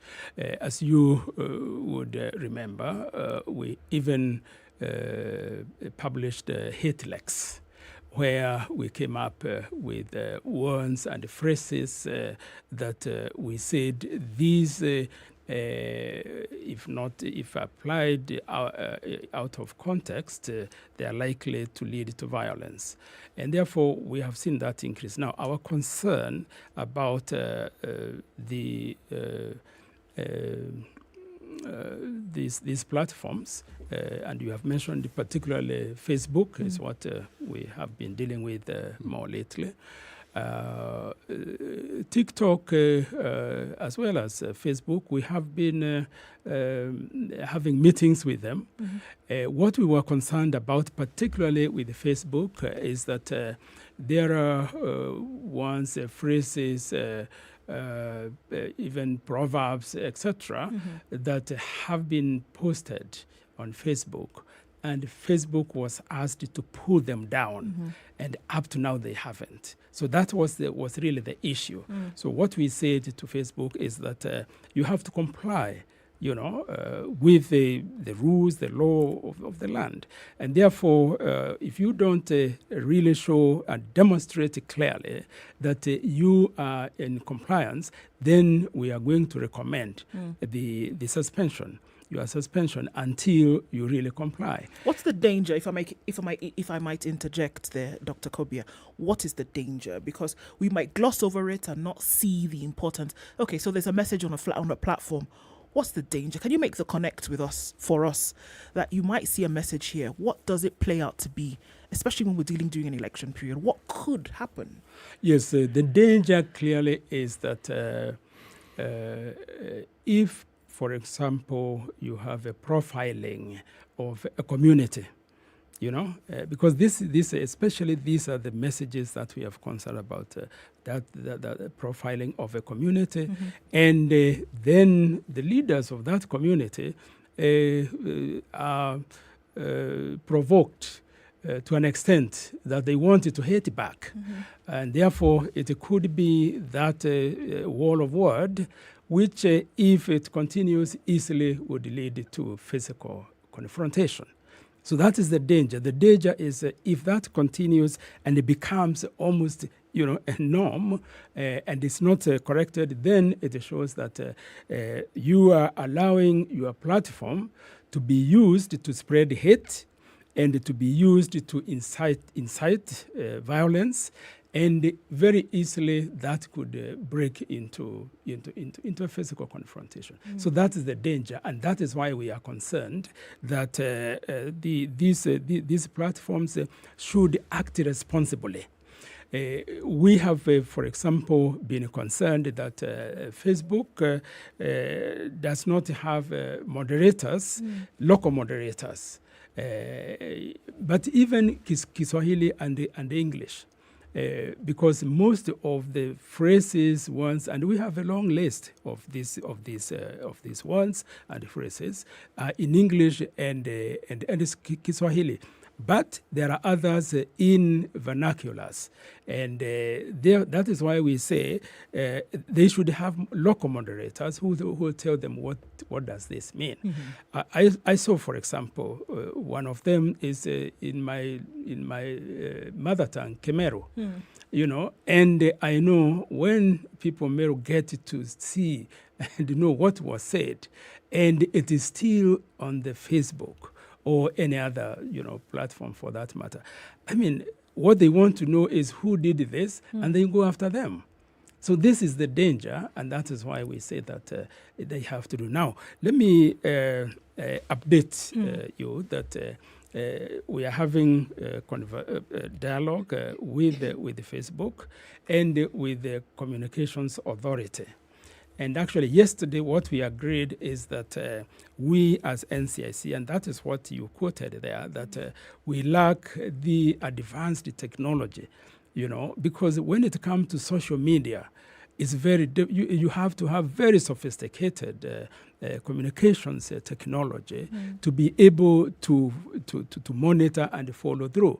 Now, Communications Authority has that capacity, and we have agreed that we are going to station two of our investigators there, who then will be working with the Communications Authority, and when something is flagged, then it is immediately, pulled down, rather than to wait until, a platform is challenged, like we have done with the Facebook last week. One of the things that, again, forgive me for belaboring the point, is when you look at, yes, what it is that NCIC can do to hold, again, these leaders to account. Now, let me give you a background why I'm belaboring this point. You are the first African to actually be elected to be chairman of the World Council of Churches. The General Secretary. And you're president. As I've said, chairman, president, general secretary. Yes. Now, churches play a very important role in everyday life in the communities, but more so when a country is in conflict, because they're usually the last bastion of refuge that people go to. You were a peace envoy to Sudan. But even within the church settings, one sees some serious wranglings just among groupings, because churches are peopled by human beings, and human beings have issues. Yep. The accountability factor is necessary because it gives one a structure from within which you can determine what next to do. Can you talk to us about the relationship you have with our security agents and organs, and how it is that you plan to deal with or are already dealing with some of these issues that people agreed on that they would do and they're clearly not doing? Yes. Well, thank you very much. It's good to belabor these points because it's very important. We have a multi-agency platform that we have formed, which brings NCIC, the DPP, the DCIA, and EACC.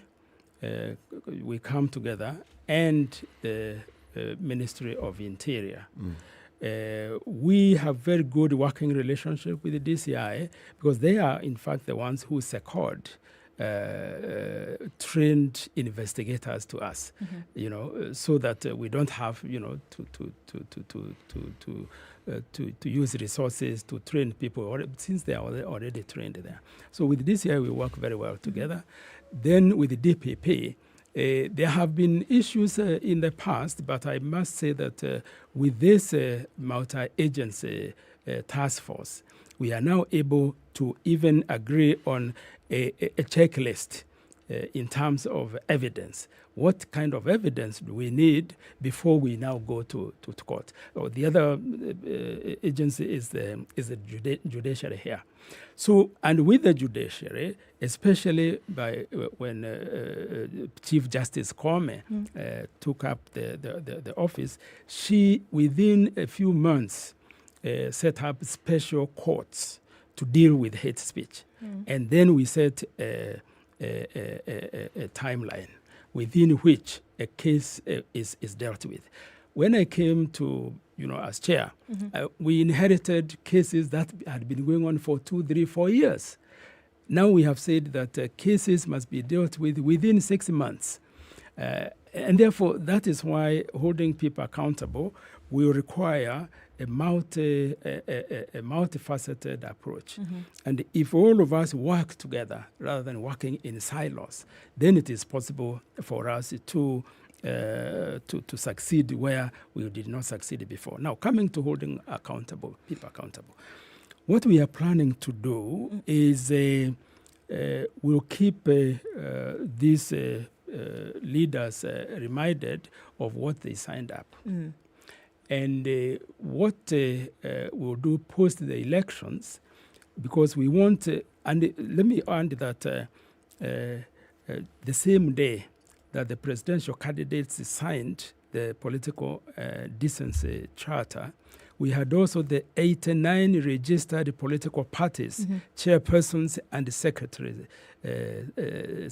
general, who also signed on behalf of all the registered political parties. So they're vested in this? Yes, they are. And what we are saying, and this is why we are also going to work very closely with the registrar of political parties. Let's take a break on that point, Dr. Kobia. We'll take a break and come back and welcome also our audience on KTN News. Just after this short break, the conversation with NCIC Chair Dr. Sam Kobia continues after this.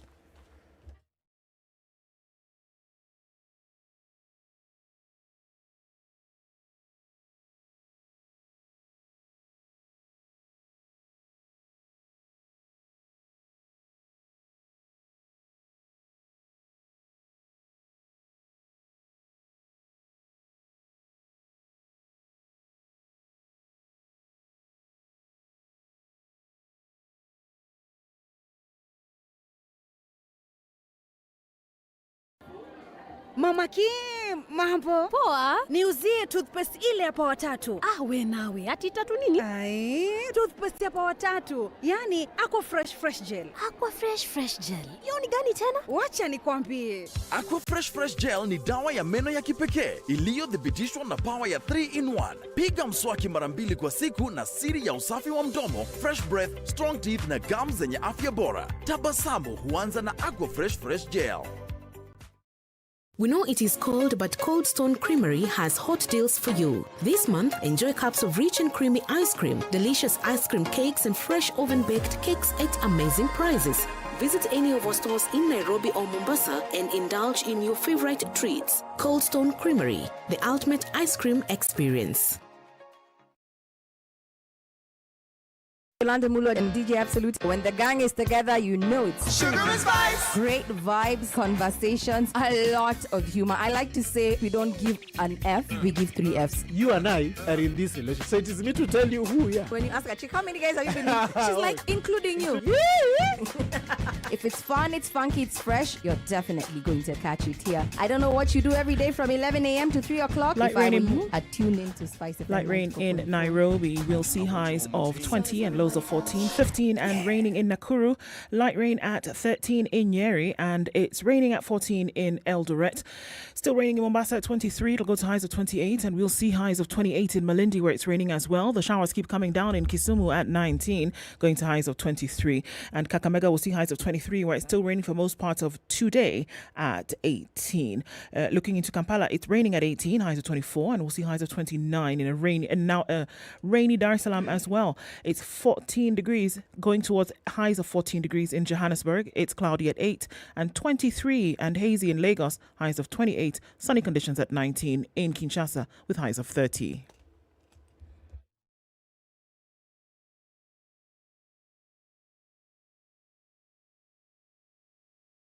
We are in traffic hour, moving in towards 9 o'clock, and we'll still see that moving out for some time. Coming off a thicker superhighway, it still continues with traffic, bumper to bumper now on Kiambu Road, and it's quite crazy. We're looking at Ring Road Westerns coming off of Wayaki Way. Also, James Gishuru then feeding off onto that, pretty tight as well. Coming off Langata Road, it's spilling over to Railo Odinga Way, and then well into Huru Highway this morning. Lunga Lunga, jam-packed in both directions, as is Jogo Road, heading out towards Landis and the Kamkunji roundabout. That's what it looks like for now. For traffic, let's know what's going on where you are. SpiceFM KE on Twitter.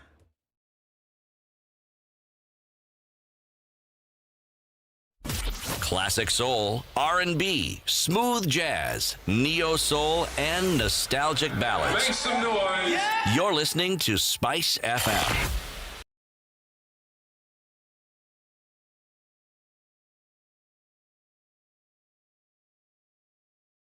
24 minutes to 9 o'clock continues with Kenya's biggest conversation. Welcome to our audience on KTN News as well at this hour. Joined by Dr. Sam Kobia, the chairman of the National Cohesion and Integration Commission. And looking towards elections 2022, elections bila noma, of course, has been the message. But even as we're looking at these different elements, Dr. Kobia, it must be a very difficult task that you have before you. You know, as CT was alluding to, getting them to sign this. How do you sign this and then keep your word? How do you say you will do something bila noma? And how do you as a commission ensure that they will actually do what they said they will do? And in the event that they do not, I mean, we've heard the words toothless being thrown at the NCIC over and over again. What then do you do?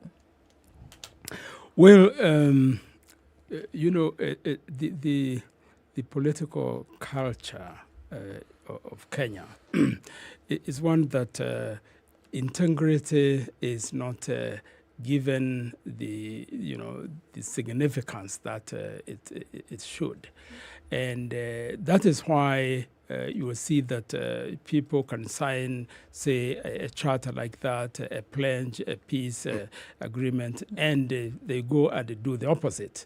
It's like when people sign, you know, so in the Bible, I would say not, the truth, nothing but the truth. Mm-hmm. But after that, they go on to say exactly, to do exactly the opposite. Now, what we are planning to do in this case, we are going to publish this, the charter that was signed. And we are going to translate it also in Kiswahili. And we will see whether it's necessary to translate it into any other languages. Then, we'll make it available to the people and to even institutions. What I would like to see is a collective responsibility in holding our leaders to account. Now, there is a clause in our constitution that is not very often remembered. That is, people have the right to recall elected leaders, members of parliament, members of the county assembly. This really, I would like to see this, and we are going to do it as NCIC. What we are going to do is we are going to come up with with the criteria, including what these people have sworn, including what they are sworn even in Parliament and in other places, and then say, because these are your employees, then you should appraise them along the way. We are going to recommend quarterly appraisal, performance appraisal of our members of parliament, of all elected officials. And then we will provide and train people that in town halls, every quarter, you then make people, that we elected to come and tell you what they have done. And also advocate for recalling. When you do this, then these people, you keep them on their toes all the time. If you do that, I see will begin to have some, it will begin to have some effect. And this is the kind of the process of accountability that I have in mind. Because if you sign and then they just go and until next elections, then really it makes it it's meaningless. So this is what we are planning to do. And to really translate the so-called civic education, very often we have been doing, civic education, vote education, etc. I would like to see this taken seriously because as NCIC, when it comes to integration, when it comes to making sure that there is equal access to resources and information, etc., then we will be also empowering the voter. Or Kenyans in general, not only just the voter, even the younger people, so that they know what it means to entrust an individual to represent you in an assembly. So this is what we have in mind of doing. Actually, it's interesting you should say that because, you see, if people get to understand that they are the employers of what we refer to, this group of people we refer to as our political leaders, and that we have not just the right but the ability to recall them and tell them we do not like what you're doing, we would like to replace you, so we are giving you 3 months notice, please go home as we think of bringing somebody else. Exactly. Usually the kink in this process is how to. So do I hear you to be saying that part of the training that you're hoping to work on is to educate people on the processes that one needs to be able to recall the leaders? Exactly. That is what I have in mind. It hasn't been done before, but I would like to see it done. Actually, I as you're speaking, why I'm asking, I cannot think of a more appropriate way of dealing with these issues for this simple reason. When you're talking about peace initiative, we're talking about elections bila norma. If people do not get the services that, say, their members of parliament have been given money to provide, this person is fermenting unrest. If a governor does the same thing, if people at the national level do the same thing, that's what they're doing. They are the ones who are bringing about a situation that will bring about unrest and which could now catapult into something greater. So the only way you ensure that they are held accountable and they do what they're supposed to do is this threat has to hang over their heads. Exactly. They need to know that the people know and they know what to do, and that in the event of you are not fulfilling the mandate which you told the people you're going to fulfill, they will recall you. Absolutely. That is exactly what I have in mind. And that is where I would see that we'll then be looking at civic education from a new perspective altogether. And once people actually know that indeed they have this power, then it means that they should be educated on how to exercise that power. And then you ask the question about the consequences. I see 3 pillars of consequences here. And that is why we came up with the wall of shame, where we will have now what I call political consequences, and this is what we have been talking about, holding political leaders to account, and not only that, but seeing that it is actually done by, even recalling them, by evaluating their work regularly. And that's why I'm coming up with a proposal of quarterly assessment of what your member of parliament has done. And that there is a space that is created that will make people, including, the voters and those that you saw and sought the election to represent, the intellectuals in that community, the faith leaders, the young people, so that we really see that now people have that power. Now that is the political consequence. Then there should be criminal consequence. Now, when it comes to hate speech, because hate speech is actually in our constitution, and the freedom of expression that always people talk about, and that is why we are asked. We have the full freedom of expression. Yes. What are you talking about, NCIC? Now, you read as Article 33 of the Constitution, that freedom is not absolute. No. It doesn't mean that you can then do whatever you want. Exactly. Hate speech is against it.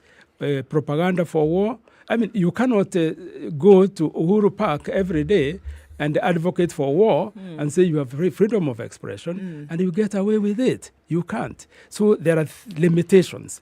And this, one of the limitations is hate speech. Okay. So when that happens, then that's what, as I said, we are now working with others to really make sure that this person is followed all through to court. So there is that criminal consequence. And the final one is social consequence. If you are declared a pariah in a community, you will, when we put people on list on the list of shame, if particularly they are professionals, their fraternity will get to know their families, their communities, their church, So this is a social consequence. Yeah. Who wants it to be called a leader and still be seen as a pariah here? Sure. So this is and really we need to, that's why I'm emphasizing decency here. Because unless this becomes part of our culture, then it becomes sometimes difficult, and even for some people to say, what's the fuss? Yeah. Because again, it is actually sometimes the people who cheer up the leaders to go and ahead, even encourage them. or go ask ahead, for drama. Yes. Well, okay, and so the NTIC also, a couple of months ago did establish certain parts around the country that were hotspots that needed to be watched pre-election, during and post-election. Right? Now, from one of those areas, again, a report today that elders from this area have started to have condemned what they've seen as the, should I say resurgence or the some leaflets with hateful messages having come out in their communities. They've gone ahead to condemn this, which, as we've seen, usually is a catalyst towards conflict. Usually you will see that conflict started, there were some of these hate messages going around. They've come out and condemned this. Is the NCIC aware of this that has come out? Because we are talking specifically about Uasin Gishu County. They've condemned the circulation of hate leaflets in various parts of the county ahead of the election. Are you aware of this? And then what would be done about this, even with the multi-agency that you speak about, the police, the DCI, etc., etc.? Yes, indeed, we are aware of this. And when we came up with hotspots, it was a result of a study, actually a scientific study. And, we were attacked by some people saying that, what you are trying to do could very easily, raise the anxiety level of Kenyans ahead of elections. Why did you do this? And, you are targeting us, etc. Now, but this was a scientific study. We came up with the hotspots. We published them. And in fact, our report is now being used by even those who were attacking us on this because they have realized actually this is true. And therefore, in some of those areas, we have seen that the level of criminality has gone down. That study was done between January and April of this year.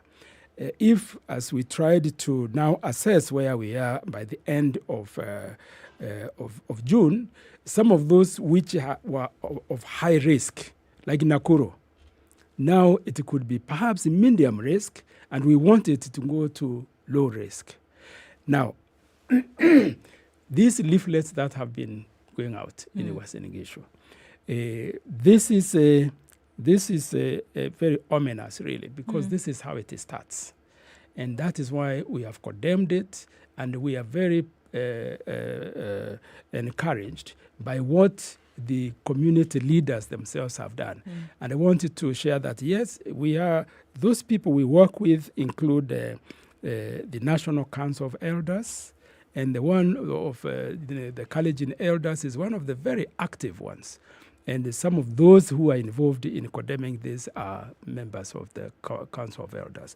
We are working very closely with the Interreligious Council of Kenya, which is in all the 47 counties.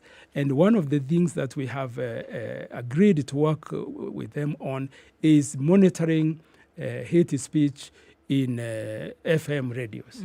Because we have realized that particularly when it comes to vernacular, some of the proverbs, some of the coded language that you have there, really, and knowing, how deep this, can, and people can be very emotional about it. Yes. So those people who listen to FM radios on daily basis and share with us, and with this, there are even 3, I would say almost, and a 4th one is coming, FM radios that we are going to recommend it to be their license to be withdrawn. So this is what we are doing, and therefore these leaflets, we really wanted to work with them and the security and try to discourage, not only discourage, we really condemn and hope that 7 days now or 6 days to the elections, this will not lead to inciting people to violence, particularly after the elections. The role that religious organizations play in the lives of the citizens of this country is actually profound. Is there any specific direction or niche that the NCIC has taken in working with not just peace initiatives, but peace initiatives that are geared towards messaging throughout the year, not waiting for an election period, where the clergy take up that role that they are supposed to? And I'm talking clergy in the broad sense of the word, not necessarily Christian, but religious leaders, and making sure that the audience, the people who listen to them and the people who come to them understand the importance of this very same thing. Is it something that NCIC does? Yes, it did. And as you know, as you reminded me, I was the General Secretary of the National Council of Churches in those very difficult times of 70s and 80s and early 90s. Yes. And I'm aware that if it were not for NCCK at some point in 1992, when there were the Lad clashes, this country would have gone to the dogs, really. And when the moral authority that religious leaders have in this country is very high. A study which was done just recently showed that the most trusted institution and people in Kenya is the church, is the faith leaders. And I have been talking with them and say, you should really leverage on this. You are really trusted by people. And so if the leaders come together and they speak with one voice, everybody will sit and listen. And this is what we are encouraging them to do. And yes, we are working with the Interreligious Council of Kenya, and they are part of Uwiano Platform for Peace, which was created by NCIC more than 10 years ago. And we meet with them regularly. And that is why, some of the voices that you have heard. I must say that when I listen to Archbishop Muheria, for example, the Archbishop of the Catholic Diocese of Nyeri, I get very encouraged because the message that he puts through is a powerful message, and he puts it in a very powerful way. And he's consistent with his message. Absolutely, he's consistent, and he lives his message. That's the integrity comes here. Because people know their leaders, whether they're religious leaders or political leaders. So this is a person who lives his message, and it is therefore very credible message when it comes through. This is why now we are working with them.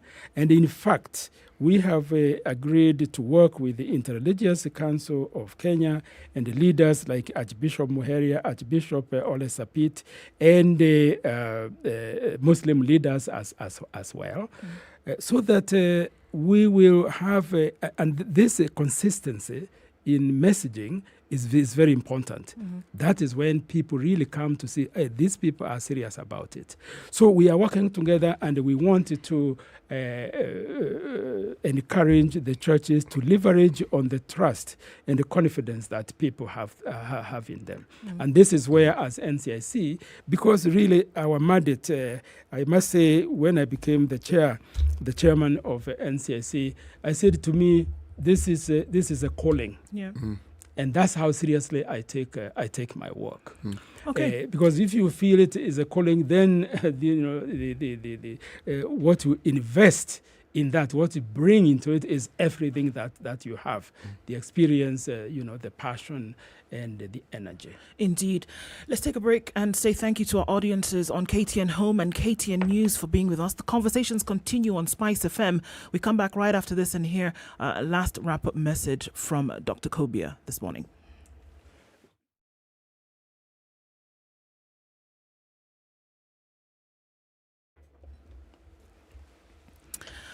At 3 minutes to 9 o'clock, the conversation continues. So, Dr. Kobia, going into an election in 6 days, what would be that one thing that you would ask Kenyans who go to the vote, that you would ask politicians today to remember?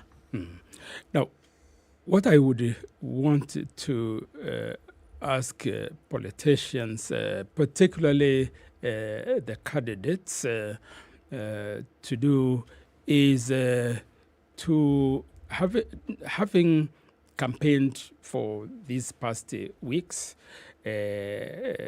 having passed your message and having told the people why they should elect you, you should then demonstrate leadership by being peaceful all the way to the election day, and you vote, you encourage your people to vote, and after that, you wait for the results. And when the results come, if you win, then, you celebrate with your people. And if you lose, and you have lost,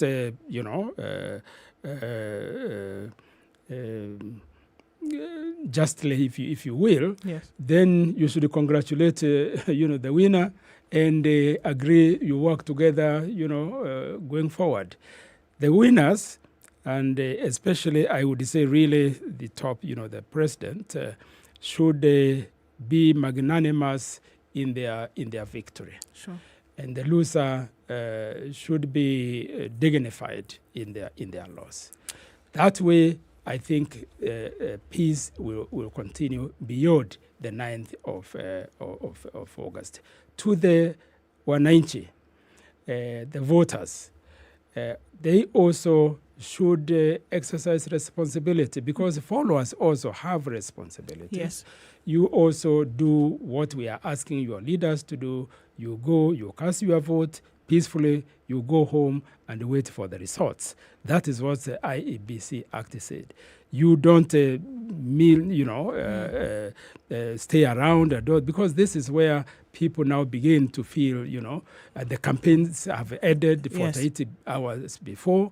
Therefore, the thing is, you go and wait for the results. Exactly. And then, again, you celebrate if you win. won. If you lose, you say another day will come. Kenya will be here after 9th of August, and we want it to live peacefully and together with our neighbors. Yes. And let's be each other's keeper. Dr. Sam Kobia, Chairman of the National Cohesion and Integration Commission, thank you for being with us this morning. We hope that you will come again. And indeed, what you hope is what we hope for the country, that it will be a peaceful transition. Asante sana. Thank you very much for having me this morning. The conversations continue. Asaito.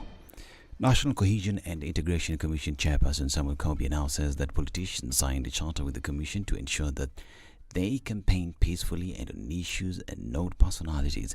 In an interview with SpiceFM, Kobia said that the politicians agreed to conduct themselves in an acceptable manner and hold them to account if they go against the charter they signed. They will campaign peacefully, and that they will concentrate in their campaigns on issues and not personalities. They will accept the results of the elections. And that if there is a petition they want to make, then they go to court. And they will not call people to the streets. That is a second thing we have done. The third is to rein in the wayward, politicians in their party. He adds that the trajectory campaigns have taken is a sad story. He says, could incite the public into violence. In these campaigns, especially the presidential campaigns, they started off fairly well by concentrating on issues and the policies. But this, unfortunately, has degenerated into name-calling, into, exactly as you have said, they are going contrary to what they signed. And we would like really to remind them that if this is what now is going to lead to the day of the elections, there is a possibility that they could incite some people to violence. And we continue to urge all Kenyans to maintain peace as we approach the general elections. Remember that Kenya is the only home that we have. Kura yako, sauti yako, vote, go home and wait for the results to be announced by the IEBC. Now, Chief Justice Martha Koome has announced the establishment of a permanent Court of Appeal bench in Nakuru to clear backlog of cases in the region. The CJ said following the appointment of 7 judges of the appellate court, the permanent bench at the Nyeri Law Courts, which has been temporarily disbanded due to shortage of judges, will also be operationalized, while indicating that the ultimate objective of the judiciary under the social transformation through access to justice vision was to have a permanent Court of Appeal in all the country's regions. Justice Koome said the Court of Appeal is currently constituted and had fully embraced virtual remote hearings, electronic filing and case management systems to serve as many litigants as possible. The High Court will Thursday this week rule on whether IEBC will rely on the KIMS kit as the only mode of voter registration, voter identification in next week's polls or not.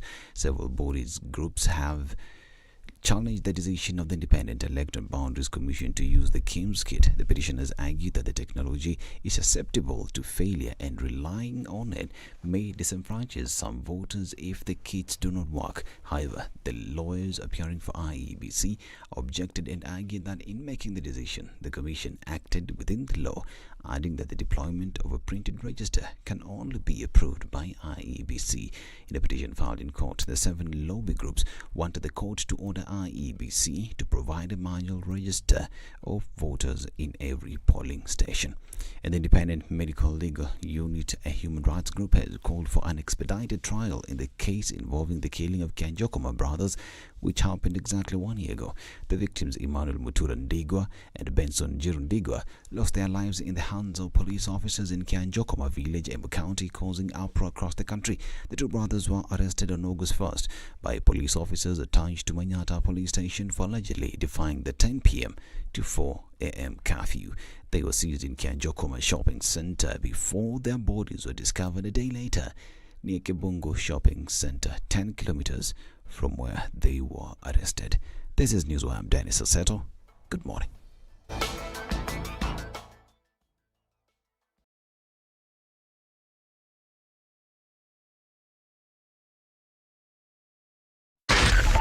.4 Spice FM, Nairobi. Few minutes after 9 o'clock now, and we're looking at traffic still building up in certain parts of the city. It's not too crazy though. We're just looking at bumper to bumper traffic along Jogoo Road this morning, and it's probably going to take some time to get out of that one. Langach Road still doing the thing. We saw the spillover to Raila Odinga Way this morning. Also coming off Gong Road, it continues, and Ring Road Westlands was doing the rounds, and so that didn't look too pretty at that time. Coming off of James Gishuru then onto Wayaki Way is also something we need to watch out for. You can use the Red Hill Link Road if you are not trying to get out towards the city. And we're also looking at traffic then coming in on the Thika Superhighway, as well as Kiambu Road today, bumper to bumper traffic. It continues. Let's have a look in a short while what that looks like. SpiceFM KE on Twitter. Let's keep things moving this morning.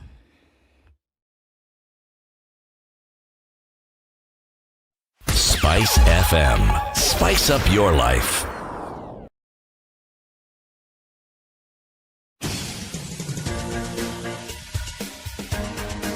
This is The Situation Room, the home of hard-hitting political commentary and penetrating insights about the state of the nation. This is a talk radio experience like no other. The Situation Room, a place for hard truths, debates, and elevated conversations. The Situation Room, witty, political, engaging, deep, controversial. In the room, we have C.T. Muga, researcher, academic, seasoned political observer, a fountain of wisdom in these politically uncertain times. Ndu Oko, Nigerian by birth, Kenyan by choice, communications expert, Pan-Africanist, a truth seeker and believer in people power, and Eric Latin, agent provocateur, the man in the chair, seasoned journalist, news hound, a man who believes in punching up, not down.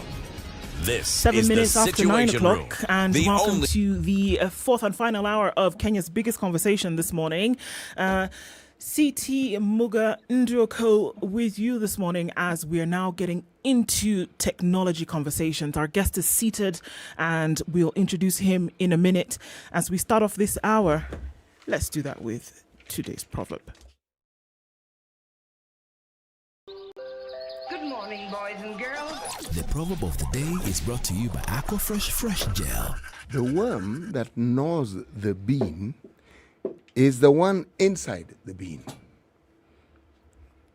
And as I said in the earlier hour, you only know the handiwork of the worm after the bean has been demolished. Right. So it gnaws away. By the time the worm rears its head, that bean is done for.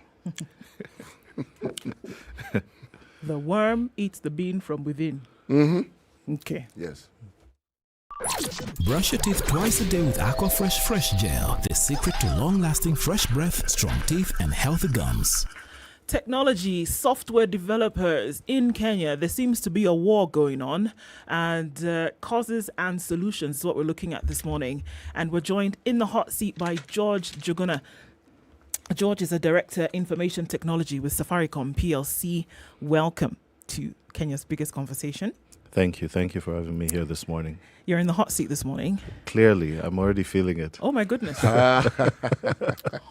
Well, and in addition to that, we're talking about something that seems to have some folks in the certain field a bit anxious. The war for software developers. The question, I think, if we're jumping right into the conversation would be, first of all, there is a war? Is there a problem? Is there a conflict between software developers in Kenya? Paint the picture for us. Yes. You really must take cognizance of my particular chronological advantage. Yes, my age.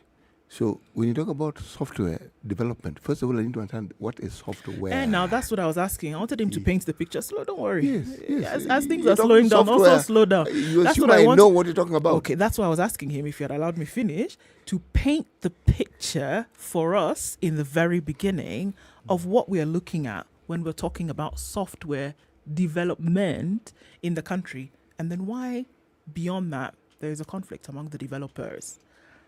Okay, thank you so much. So I'll give a bit of context, and because you told me to do a chronological, I'll go back to the first industrial revolution. I don't think you were there, but I'll get somewhere. I'll build it up. So you look at the 1600s, and the world was now moving a lot.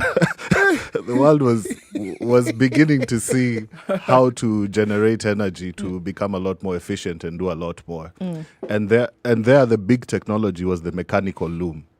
And so what that would be able to do was actually the steam engines would actually be able to see how to build a lot of the mines and all that. So how could steam be used to get energy to do a lot more? Then we started progressing to what you'd have called the age of the big scientific study around how work can be done a lot better. And that's probably around the 1700s to early 1800s, Frederick Taylor time. And so it was about efficiency, and a lot of the conveyor belts were being built. That's when the Ford and all those type of industries came, and scientific management was the big thing. It was how efficient can you be. Then you came to about 1960, where we were now looking at the computer, and it was the age of, I would say, electronic engineering and the chipset. But now you've come today, and it's the age of software. Right. And what's becoming apparent now, and you'll hear people say software is eating the world, is software engineering is in every single place. You'll see even places like in Kenya, the judiciary, lands are digitizing. The people behind the solutions that they're using are actually software engineers. According to IDC, which does a lot of research, especially on the technology industry, they estimate that the digital transformation spend by 2023 will be $6.3 trillion. You look at Fortune is forecasting that by 2030, 85 million jobs will be vacant because of lack of proper digital skills, and the revenue loss due to that is about $8.4 trillion. So how many million again? $8.4 trillion. Okay, the number of people who will be out of jobs will be 80 how many? 85 million. 85 million jobs will can't be fulfilled by then. So CT is already thinking that this software thing perhaps is not very good. No, it's not a bad thing. It's not a bad thing. It's a question of whether I'm willing to understand it and go along with it. So maybe we can break it down just a little bit, because in this case, you're talking to a gentleman who wants to still go to the bank with his passbook, right? Why do they issue it if you don't want me to go to the bank with it? As opposed to, being, and this is what we're talking about essentially, isn't it? Yeah. That you can do things, at the touch of a button on your phone. And so the people in the back end, the people who are putting all the nuts and bolts together to allow this technology be a reality in your hand, in a little device, is what we're talking about here. Yes, so software is in everything you do. If you have a phone, I see you have two smartphones like I do. Definitely every single thing, application that you're clicking on, or you have three, sorry. Yeah. Every single application that you're clicking on has been built by a software engineer. Now, there was a time, and when I'm not too old, but when I entered the industry, it was about hardware. And you needed to know how to build computers and build networks. Yes. I've pulled cables, I've patched cables. I remember when I entered the industry in the early 2000s, I was connecting people on dial-up. And when you'd hear this sound like a cat being strangled, you knew that the connection had happened. And I could never connect why was the sound so screechy and loud. Actually, explain it. Why was it? Actually, I never got into it, but I guess the technology at the time, but it did help us because once you had it, you told the customer, sasa nilipe. Yeah, I'm done. Now you're connecting on Wi-Fi and there's no cat screeching and you just walk into a place and you have your connectivity. So we've moved actually from the time of hardware, and that was around the third industrial revolution. People have built the whole circuits, Moore's law, every 18 months. There's a doubling in capacity on compute. Now it's about software. And you got a guy or a girl who doesn't need to go to university, who can just go online because of the democratization of technology, learn a skill in coding, and be able to not just work for one company, but multiple companies building software. And you look at a place like Bangalore. Bangalore has about 4.1 million people employed in their IT industry, and their IT exports are about $53 billion. Bangalore fully is existing and operating because of software. About 90% of the startups in India are coming out of there. You can imagine what impact it would have. It's ridiculous. In our economy. Last year alone, we had about 15,000 known people who graduated in Kenya out of colleges and universities with tech skills. But you look at the absorption into the industry, it's not that high. Now, if you say 15,000 known, there's probably way many more thousands who are out there. So if we talk about software, I think it's building stuff. It's sometimes as basic. At the core of it is code. Though right now we're also talking about low code, no code. So I'm sure even anybody else in this room, I'm not pointing fingers, can even say they're a software developer without knowing how to code. So it's actually, and across the globe, you look at Silicon Valley, you look at what's happening in East Europe, West Europe, across the globe, you have these tech hubs coming up. But at the heart of it, really, the core capability there is actually software engineering, software development. Sure. So then, looking at the Kenyan landscape, what are some of the things that we are looking at that software developers then are actually involved in today? Because you talk about the very low absorption rate of those who have a skill, have gone to school and gotten certification to do one or two things. But there's a low absorption rate. What are some of the areas that we're looking at that should then be touched on by these folks who have a skill in these areas that are currently not? So what we're finding, we're probably, and specifically my division, is probably the biggest employer of this skill set in the country. So IT team at Safaricom, we're about close to 800, of which 500-600 are actually software developers. And so we're always recruiting and onboarding. One of the conversations we've been having, and I've been to about 3-4 universities this year, is are you training and equipping these graduates to be ready to enter the job market? And the answer currently to that is you can't say 100% yes. So sometimes the amount of time it then takes us to get that grad ready to build software for an organization takes a bit of time. So last week specifically, we launched the digital industry talent program. And what we're saying, we came together with about 30 organizations, including Standard Group. And we said we're going to each year get about 1,000 people into industry attachments. And what we want them is to get that critical experience so that when they hit the marketplace, not just necessarily to work for us, but even to create jobs, we bridge that gap. I was happy that also we had universities there. And several of them made statements that they're willing to revisit their curriculum so that it is relevant for the current challenges of today. We're talking about skills in, I'd say UX, UI, let me break it down, user experience and user interface development. That's what you see when you launch an app and you go through the steps. What's that experience? We say most of the times you should be able to get what you're doing within 3 steps, including a transaction. You're looking at what we call, so that's a lot more on the front end development. There's the back end that you don't see, everything that's happening behind the scenes. Then there's the data science, big data, machine learning, artificial intelligence, integration engineers. So we came up with about 9 areas that robotics, process automation, cybersecurity, areas that we want to take them through a program, a formal program. Part of it is learning, formal training, and part of it is learning on the job. As Safaricom, we've committed 200 of these, of which 100 are going to then be absorbed very likely into the IT team in Safaricom to build solutions for both our consumer business, enterprise, and financial services. So that's the big thing we need to do. Now, if we talk about the war, because that's the elephant in the room. Yes. So you got the big tech people have come. It's no secret. You have Microsoft in town.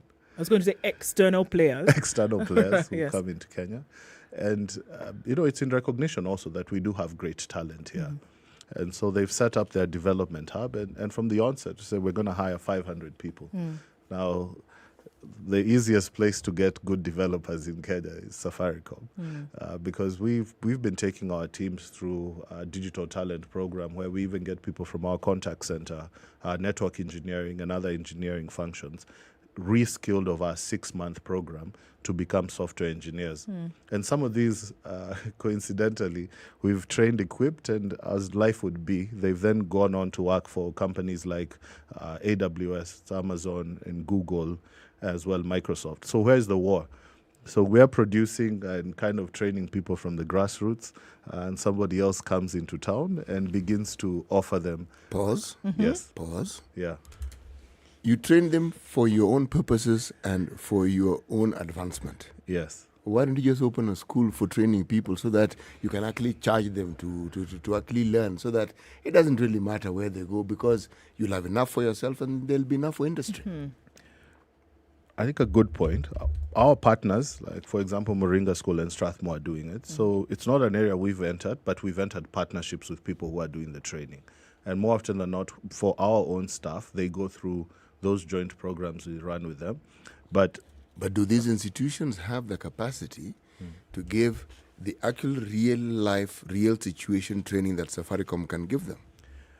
They are, but through this program we've just launched, we want to strengthen that a lot more and say it's not just Safaricom. We've brought financial institutions. I was happy to see Standard Group there and hear your CEO talk about the capabilities they've built that have even been bought by another similar organization in Zimbabwe. So we actually are realizing this is happening across, and let's not just do it for Safaricom, but create a much wider pool so that the war is not per se, the war is not between getting people from our places or the banks and we're rotating. We actually make the pool a lot broader so that even if a number of guys or girls leave, you're actually able to fill that gap much quicker. So we're starting with 1,000 as our commitment for year one. Wow. But how can we go to 2,000, 3,000? And the more organizations that jump in, maybe we can even be saying 5,000. What would be the preference? To have homegrown solutions to the software development needs in the country, or to have external players, as you've talked about, coming in and then giving either jobs and or training to the same players or the same individuals in the country? What would be the preference? So good question. So luckily, also as part of the launch, we also had Microsoft there, and the MD of the development center, Catherine Muraga, was one of our speakers as well. So we're saying we're also going to work with big tech, getting on board Google, AWS, Huawei, and the likes. But you ask a fundamental question. I strongly believe that, and I've said this publicly, that the solutions in any community are best solved by the people in that community. So if you're experiencing something in some, let's say, remote or non-remote part of Kenya, you're the one who know where it bites the most, where it hurts. And you can come up, and most innovation that comes from a community is actually lasting innovation. They will own it. The person who's developed the solution understands the challenges. Then what do we then do? I think it's working together with industry stakeholders to bring that technology and opportunity as close to the grassroots as possible. So you have people creating, building things, monetizing. Think about a lady who is making some very nice kangas in some part of Kenya, or someone who's making some things out of soapstone. Can they make them, take some pictures, put them on the web, and people start to buy them from all over the world. Just a small example, be it some of the issues that we're facing on in terms of lack of, be it rain or anything. What solutions can people build in terms of irrigation, in terms of harvesting water? A lot of these at the back end of it, you'll still have software, you'll still have a technology solution. I was in a hackathon at in a certain part of the country. What a hackathon. Okay. So we organize, thank you. For reference. So we organize these hackathons where you invite software developers in an area, you give them a challenge, and they develop solutions, and they win a prize. So, and we've used these at times to come up with new solutions that we launch in the market. We've used them to identify talent. And I'm quite happy that both within Kenya and Africa, our teams have more often than not come out the winners, if not number one, number two. And so one of the things that we picked, I was in this area, and one of the winning solutions was they built an app where somebody can call for help on domestic violence. And I'd never seen this in a hackathon. But when I dug deeper and we were talking with the county officials, they said, this is actually one of the biggest problems we have in our county. And it takes so long for somebody to get assistance. And so they were linking this up with a call to an ambulance company. And I'm not certain if it ever went to fruition, but it's one of the things that specific county said they take. Now, if you're seated at a central place in Nairobi, you would not know or expect that would be the leading idea. But when the judges looked at it, and we looked at the numbers there and the business case that they made, that was actually a very big winning idea. Yeah. So to your point, I would rather that we are building solutions that are solving the big problems that we have within Kenya, but also able to export them to other markets as well. Because in Africa, I think we're also stitched together in some way. And when I travel, you do see a lot of similarities between our countries. And I often hear you give a lot of proverbs. I was like, I hope he doesn't ask me which country it's from. But a lot of these proverbs from Africa are very much similar, which shows we have a lot more similarities than differences. If I start building something here, for example, self-driving cars, I don't think that's the biggest problem that we face in Kenya. No. Yeah. We have other things. So it's our developers who will be like, before you talk about self-driving cars, can you just help me put food on the table? Aren't we looking at a potential solution then there? Because one of the things that we talk about then is the development. Look, I mean, we could be jumping the horse, jumping, the gun right here, but putting the cart before the horse. But I like the jumping the horse. Thank thing. You like yes, it, right? Yes. Couldn't we be looking at a solution essentially? Because we're saying the exportation of this talent then is one thing that we want to say could be done, because unfathomable to many would it be that, you know what, here we are, you're exporting this talent from little Kenya in East Africa and saying to the world, here we have some of the best talent then when it comes to tech, so we can train. Kenya can train its own people through companies like Safaricom, train its own people, but then here you are saying export to other countries where you can learn, where you can harvest from this talent. Isn't that a potential option as well, as opposed to always being on the receiving end of training and sharing of expertise? You know, we are a significantly net importer of technology. When I look at India, and we can talk about the US, and I don't want to use the examples of Silicon Valley and all that, but just look at India. I mean, India is a net exporter of technology. And not only has it exported technology, they've produced the CEO of Microsoft now, the CEO of Google. They have exported human resource. They've now even exported human resource at the highest level of the technology industry globally, the top companies having Indian CEOs. But it really started by them believing in themselves and what they can do and determining that we're going to do this, we're going to build it here. It's extremely difficult. A lot of companies have told me, the big tech, to go to India to sell a solution. Unlike here, where many times people want to first open doors for the big international players before they open for the local ones. But if we begin to believe in ourselves, and we begin to build locally, what we did when I joined Safaricom about 3 years ago, the Safaricom app was being done by an external vendor. And we're having lots of issues. And as an IT guy and a leader, anytime that an app is down that people are using, it's for us, it's generating revenue, but customers have become accustomed to it. You just know you're having a bad day. Yeah. A bad week, and everybody will remind you the way your app doesn't work. Yes. And because Safaricom, we're 40 million customers, 30 million active on M-Pesa, you can imagine anytime we have an IT issue, you just want to bury ahead. We're doing about 60 million M-Pesa transactions a day. So even in an hour, having a downtime, you're talking about several hundred thousands going into millions of potential complaints. So one of the things we said on this app, and I remember in one of the last incidents I dealt with, I told the team, why are we not building this thing ourselves? And I said, George, we can. And they built the Safaricom app, and currently it's the highest rated app on stores. It's on both iOS and Android, fully built here in Kenya.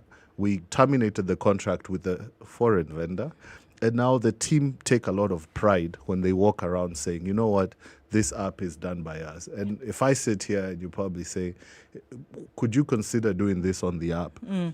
We're able to just walk out of here and talk to the team and say, hey, there's a brilliant idea I just picked up. Yeah. And we can take it. Now we have people talking to us about building apps for their businesses here.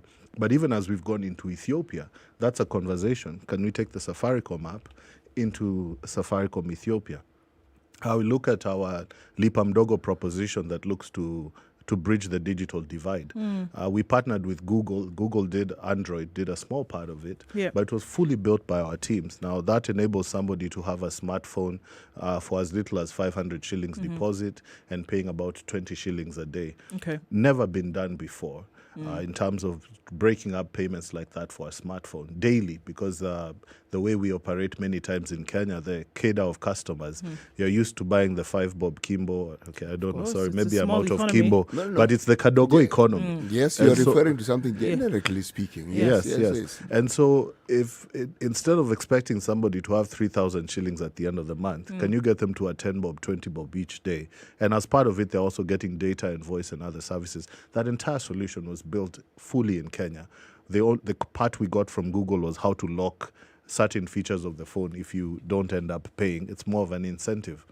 Okay. To keep going. I would like us to go to a break. We're at 29 to 9 on the nose, to 10 rather, because I think CT has a question, but then also the question of remuneration for, your local who might be tempted to go to the external players because they may offer something more in terms of coins in the pocket. But we'll come back and look at that after this break. 10th of August, Samsung is unveiling the Galaxy Z Fold 4 and the Galaxy Z Flip 4.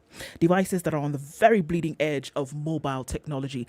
CT remembers going to Huru Park and having his finger, point on what would be KICC and having the guy ride along on the bicycle and take a picture, and then come back after a few days because you trust the fella and he gives you, this is what you said, I'm paraphrasing, but this is what you said. You remember those times.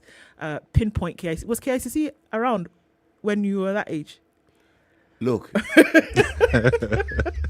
Okay, so I could eat boiled maize when KICC was being built. Okay, wonderful.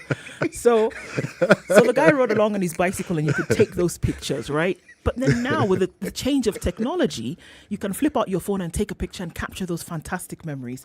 Samsung is a pioneer and the global leader of foldable technology in smartphones, which gives users access to the very best smartphone technology and features in a much smaller and more comfortable form factor. So that's the 10th of August. It's happening. You can watch the global Samsung Galaxy Unpacked stream live on Wednesday, the 10th of August from 4 p.m. on KTN Home or online on Samsung.com or the official Samsung YouTube channel, and use the hashtag Galaxy Unpacked to join the conversation. It's 27 minutes to 10 o'clock. Don't forget that you can have Pocket by Mozilla, whereby you store all your information. Download the app on Google Play Store or Apple App Store, and you have an opportunity to put all those interesting articles, that podcast, that song, that video, and have it updated on a regular basis. It's a nifty thing to have. It's Pocket by Mozilla.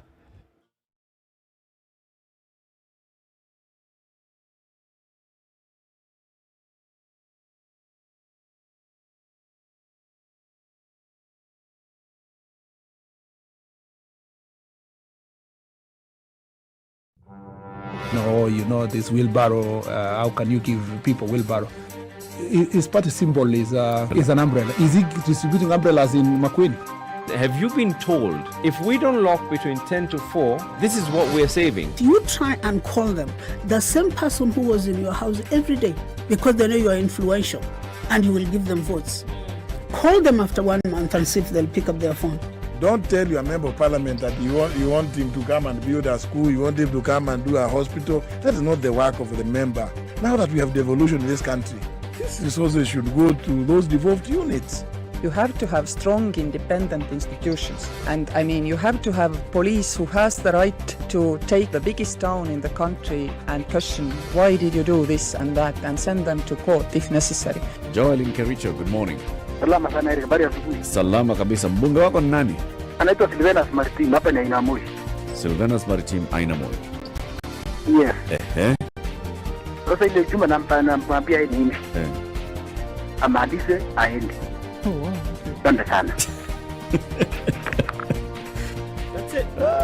The Situation Room, Kenya's biggest conversation.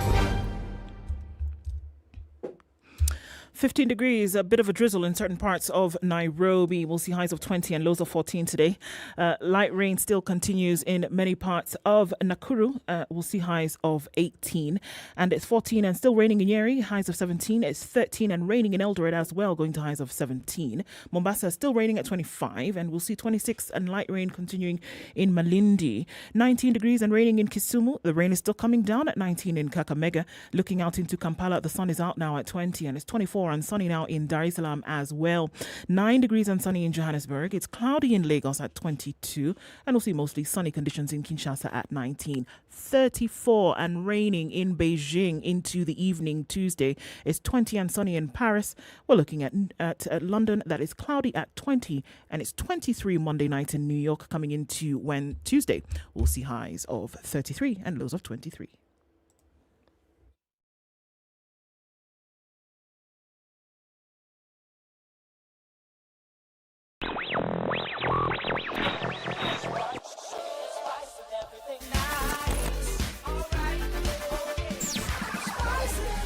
Spice up your life. All right, the TikTok of the clock tells us that we are coming out of traffic hour in no time. However, we still see a little bit of here and there on the thicker superhighway. Should take us through to maybe about half an hour or so. We're looking at Westlands, which looks a lot better now than it was before, but we're going to see the general traffic continues on the thicker superhighway and parts of Jogger Road this morning. So we're looking at Mombasa Road, which didn't cause a problem for anybody this morning, so that was good.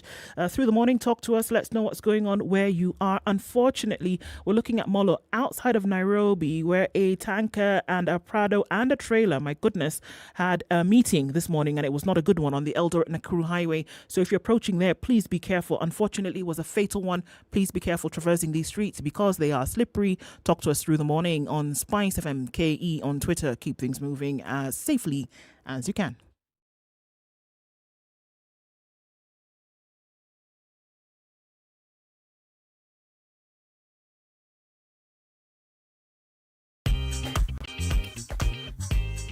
Digger Classifieds is an all-in-one platform to find jobs, buy and sell motor vehicles or properties, to pay tributes to the special people in your life. www.digger.co.ke, the one address in Kenya that everyone loves to visit. Digger Classifieds.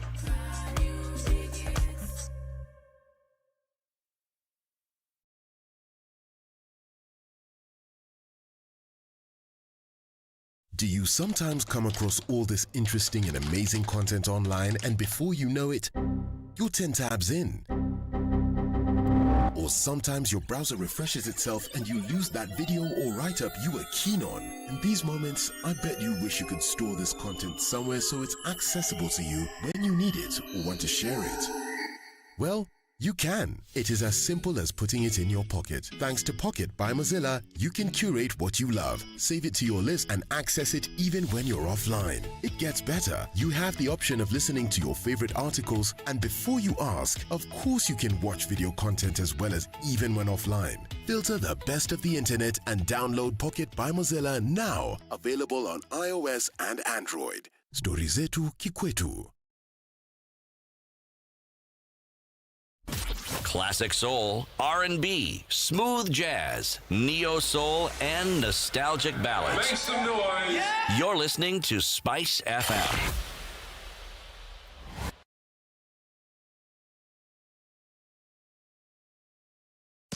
Business news with Spice FM.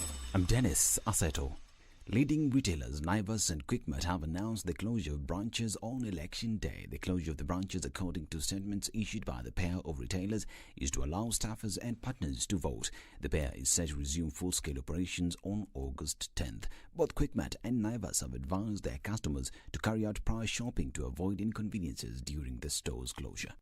The delayed disbursement of KE dollar-denominated loans has exposed Kenya's foreign reserves, which hover near the 4 months import cover limit. Among the delayed loans include the 131 billion shilling syndicated loan expected in June, which was to replace a planned Eurobond issue of a similar ticket size. The country's foreign exchange reserves breached the first limit of an equivalent of 4.5 months of Kenya's import cover a week ago, but have remained above CBK's prescribed cover of 4 months.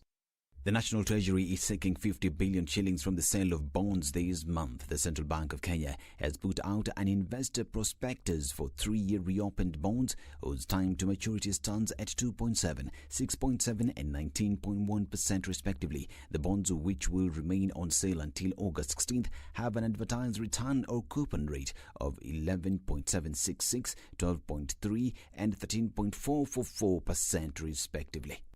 Regional underwriter Britam Holdings has named ex-CIC Chief Executive Officer Tom Gitogo as its new managing director effective from September 1st. The appointment, to which awaits the approval of the Insurance Regulatory Authority, will see the departed Tavaziva Madzinga replaced. Britam's Deputy Managing Director Charles Njuguna has been holding fort as the company's acting MD following Madzinga's hushed exit announced in November last year. Food prices rose to a record 15.3% in July as the cost of major foodstuffs continued to swell in the period, according to new data from the Central Bank of Kenya and the Kenyan National Bureau of Statistics. Cooking oil, wheat flour, sifted maize flour and potatoes have led in the foodstuffs price surge. The 4 items posted a rise of 46.5%. Mature, intelligent talk every morning. Spice up yourself.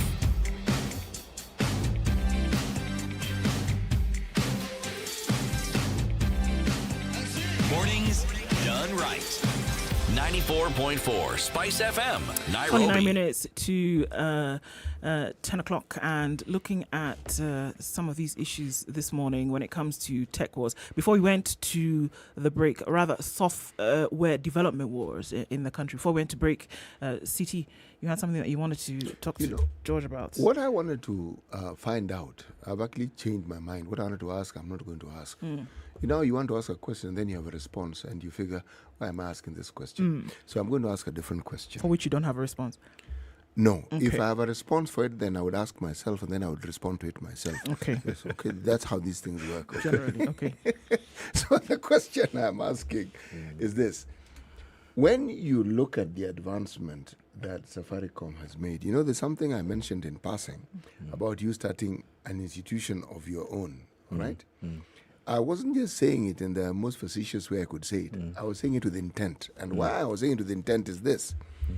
When you're successful at something, it is you who actually knows what it is that you're doing, and you're successful at it. Yes. So even as you associate and you bring in other players like lending institutions, that doesn't stop you from actually doing your own thing. Apart from just the lending institution, these so-called innovation hubs, which I'm sure you must have one, and everything that goes along with it, so that your service becomes a 360 service.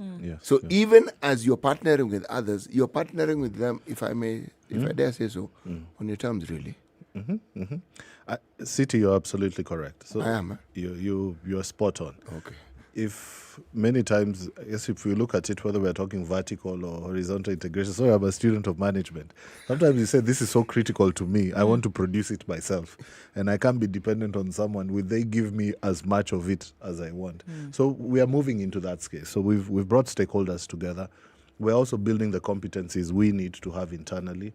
We've taken about 120 to 180 of our own people through a program that we've built in partnership. Now we're talking about Can we do 1,000? But eventually, and I believe we do need to take up the challenge. Opportunity is big. We see that the competencies are there and all the pieces, because we also like to do things with excellence when we execute. So I do believe that that's a conversation that we cannot put under the carpet.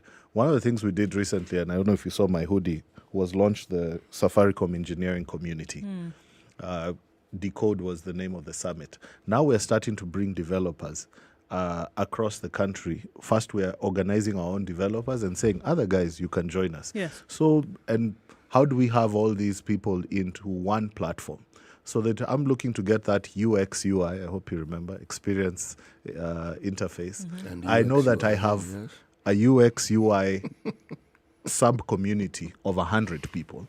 So instead of advertising and probably having to get someone from even outside the country, I know that these 100 people, part of the community, are available and they're willing to move. Yeah. So it's these building blocks are going somewhere. So Right. you have the digital academy, you have the talent program, you have the engineering community.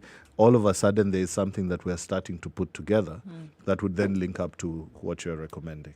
We're looking at, you want to go? Oh, Okay. no. So, No. still looking at the war. Yes. Again, and one of the components of this, usually when we're looking at who's trained here, who comes from outside, is remuneration. Yes. Right? It's very tempting to get the remuneration that an external big tech player would offer vis-a-vis what plays out on the local market. Yes. How are you playing with that? And have you seen people leave the offerings that you make for a more attractive, fee that would come from an external big tech player? To be very honest, Or are you able to match it? One of the big reasons they were leaving was pay. I mean, you got someone coming saying they're doubling, tripling your pay. Yes. And, as an individual, I sit across the table from someone and I do look at it and I look at what they're aspiring to do. And you say, okay, can I match it? At the time, initially, we were not able to match it. And so we had to lose a lot of good people. Now, the other thing they had was an incentive that if you recommend somebody and they join, you get, I think, around $3,000. So again, you have this young, if they recommend 4 people, and most of the times if you're going to recommend someone, for example, for you, I guess it's your crew over here, so CT would be one of, I don't know if he's a good, you'd like to carry him somewhere else. He's a good fella, this guy. We go. So you're like, if you get CT a gig, then you get $3,000. I take him anywhere, man. You get Eric and whoever. So all of a sudden, you have 1.2 M that you can just walk in and buy a new, and for some of them, it's a new Subaru with 3 exhausts. Fully loaded. So, and a subwoofer in the back to add to it. And if you find yourself with an hour gap, you then want to change the what is it called? The little back thing that pops out. So we can use that description. It's great. You're like, let me get another guy. So people to finish the job. So all of a sudden, you see your entire line in a certain expertise has gone, because this one gets this one also is like, oh, anyway. So all of and so we had to do something as Safaricom. So is that because you're not able in terms of ability or not willing to match? There was an able part, but also the framework and the policy in able to do it. So I'm very happy that from last year. So every cloud has a silver lining, and I always believe when you face a challenge, it's an opportunity to innovate, and you can innovate also on the HR side. So we came up with something we call the contribution model, where you may be all of the same, you've been trained the same, but what you are able to deliver on the job. For example, I might say, this show is a great show. So you say the people who are on this show versus another show, this show brings a lot more viewers, it's a lot more innovative. So the pay for the people on this show is higher than another show that's probably not bringing... Repeat that again. CT's hoping somebody hears you. No, they're listening. I want someone else to say it. You see, the typical HR practice is you'll say people are put into job bands. Yes. And you say if you're at this job band, this role, this job band, you're all paid the same. Right. We flipped that. And we said, in terms of IT, we're going to set that aside. And because that's not what the market and the industry, when we benchmark with the global tech they're doing. Yeah. Somebody could actually be at this level here, maybe a developer, but should be paid like a director because of the skill set, the experience, and what they're able to contribute to the company. So we put that in place last year.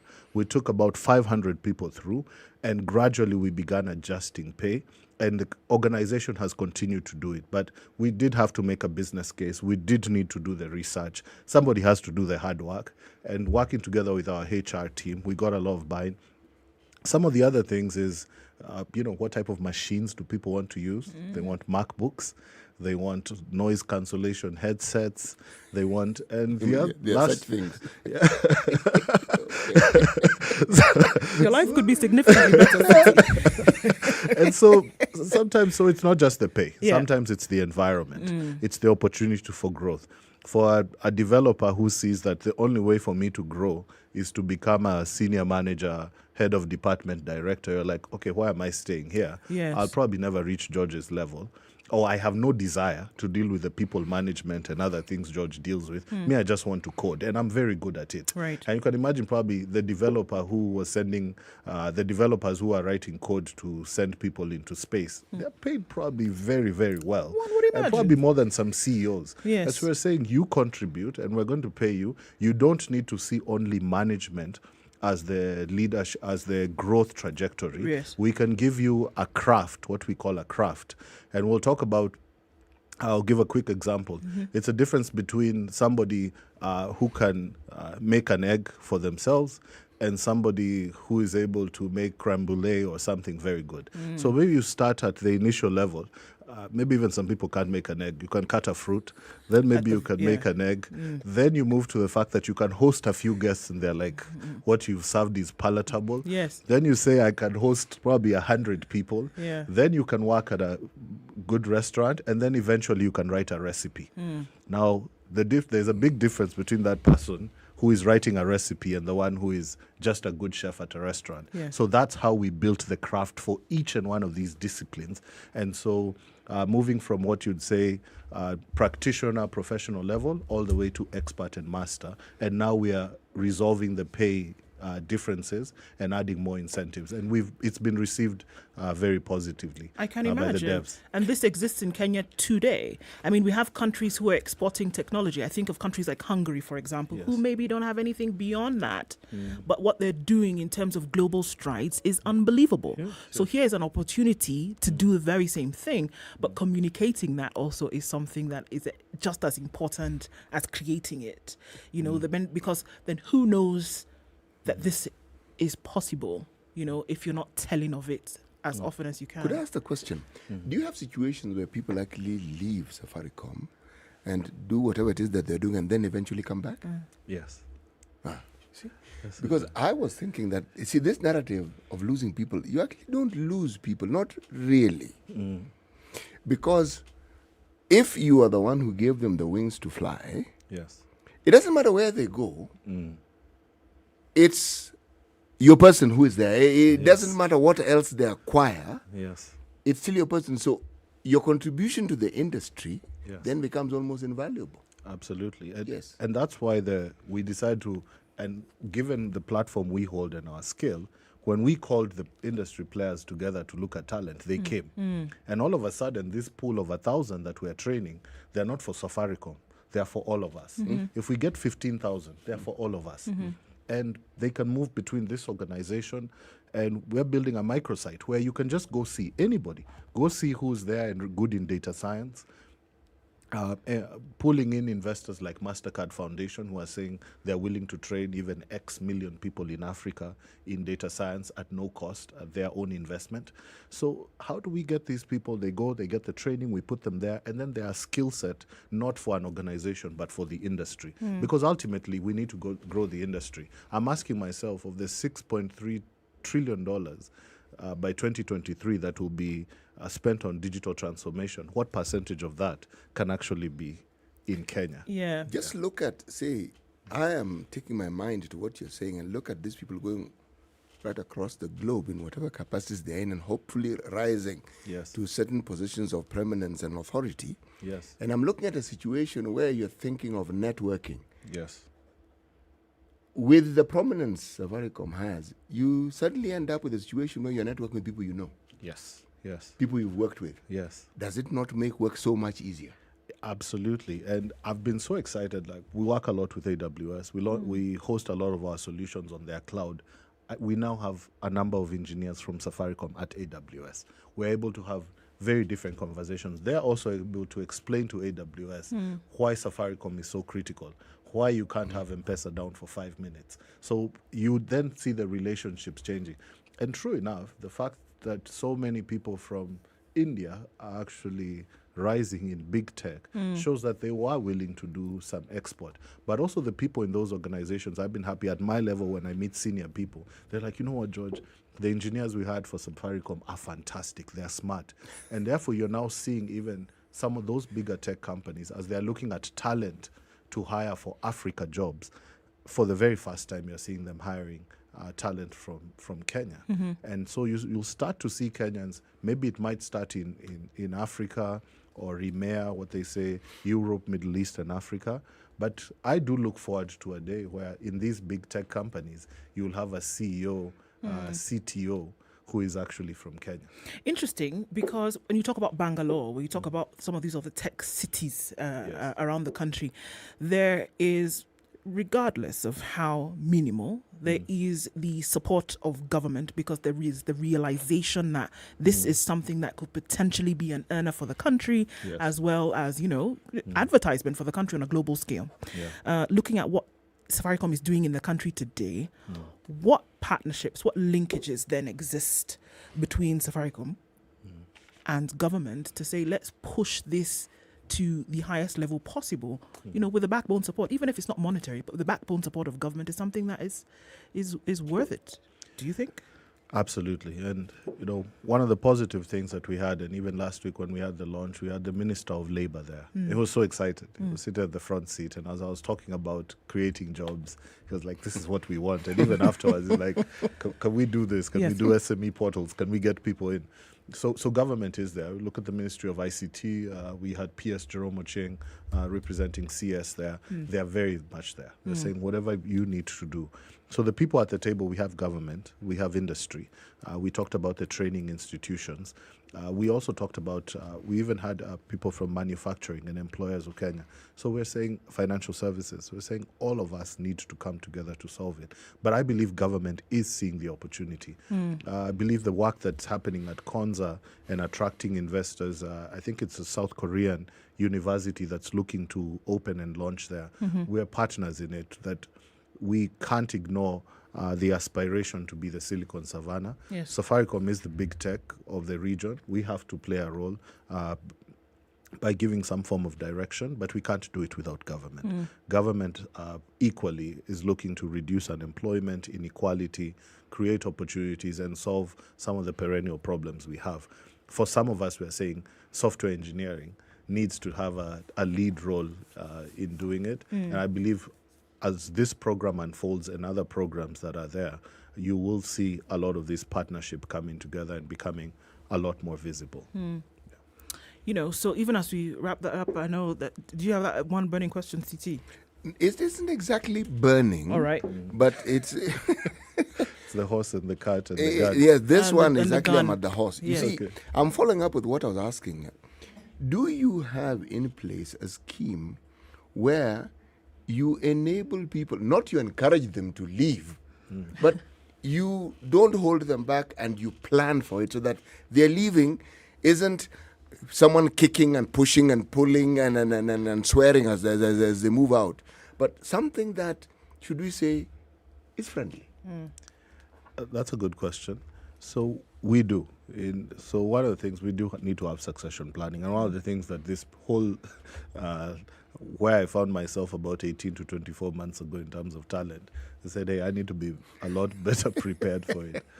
So broadening the entire pool is important.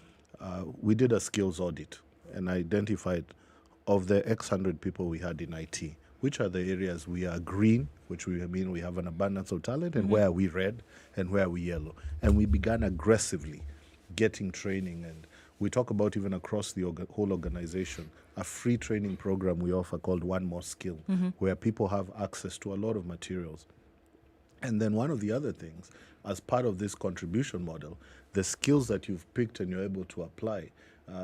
You talk about sometimes people having a T-shaped skill. Yes. So maybe you are deep in one area and in another area you're not. Yes. But now we're even talking about E.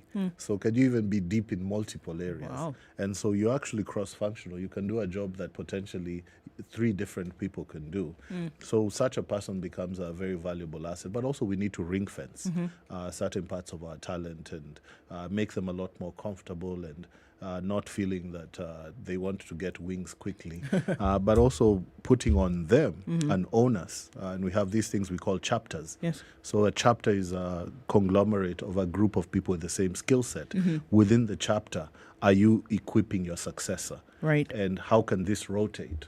That the people within your space, you're kind of a senior coach, mentor to them. And so you're constantly replenishing your talent pool. And so if people do leave, it doesn't catch you with a lot of surprise and, as you said, kicking and screaming. George Njuguna, an hour is not enough to go through some of these things, but thank you for sharing those insights this morning. It would be great to see the progress of this moving into the future. George Njuguna is the Director, Information Technology at Safaricom PLC. Asante Sana for joining us this morning. Thank you so much. The conversations continue on Kenya's Biggest Conversation tomorrow.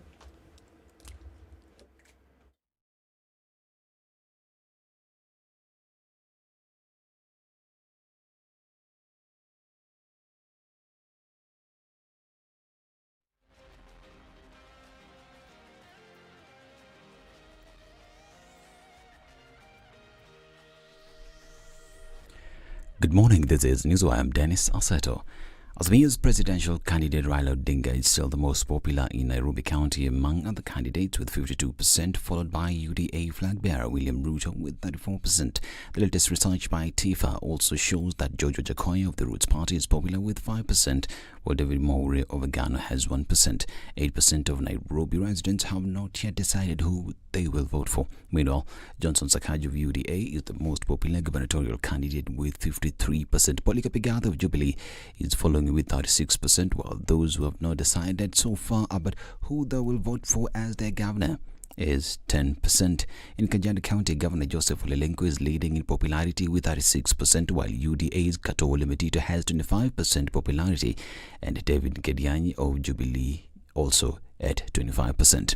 Raila Odinga, who is aiming for the presidency, has 47% popularity in Kajiado County, while William Ruto has 33%. Those who have not decided who they will vote for in Kajiado County are 20%. UDA is the most popular party in Kajiado County with 31%, followed by ODM with 28%. The Azimio outfit is equally the most popular in Kajiado with 47%, and Kenya Kwanza with 33%. In Nairobi County, ODM has a popularity of 35%, UDA has 30%. Azimio is also popular in Nairobi with 50%, while Kenya Kwanza has 28% popularity. The survey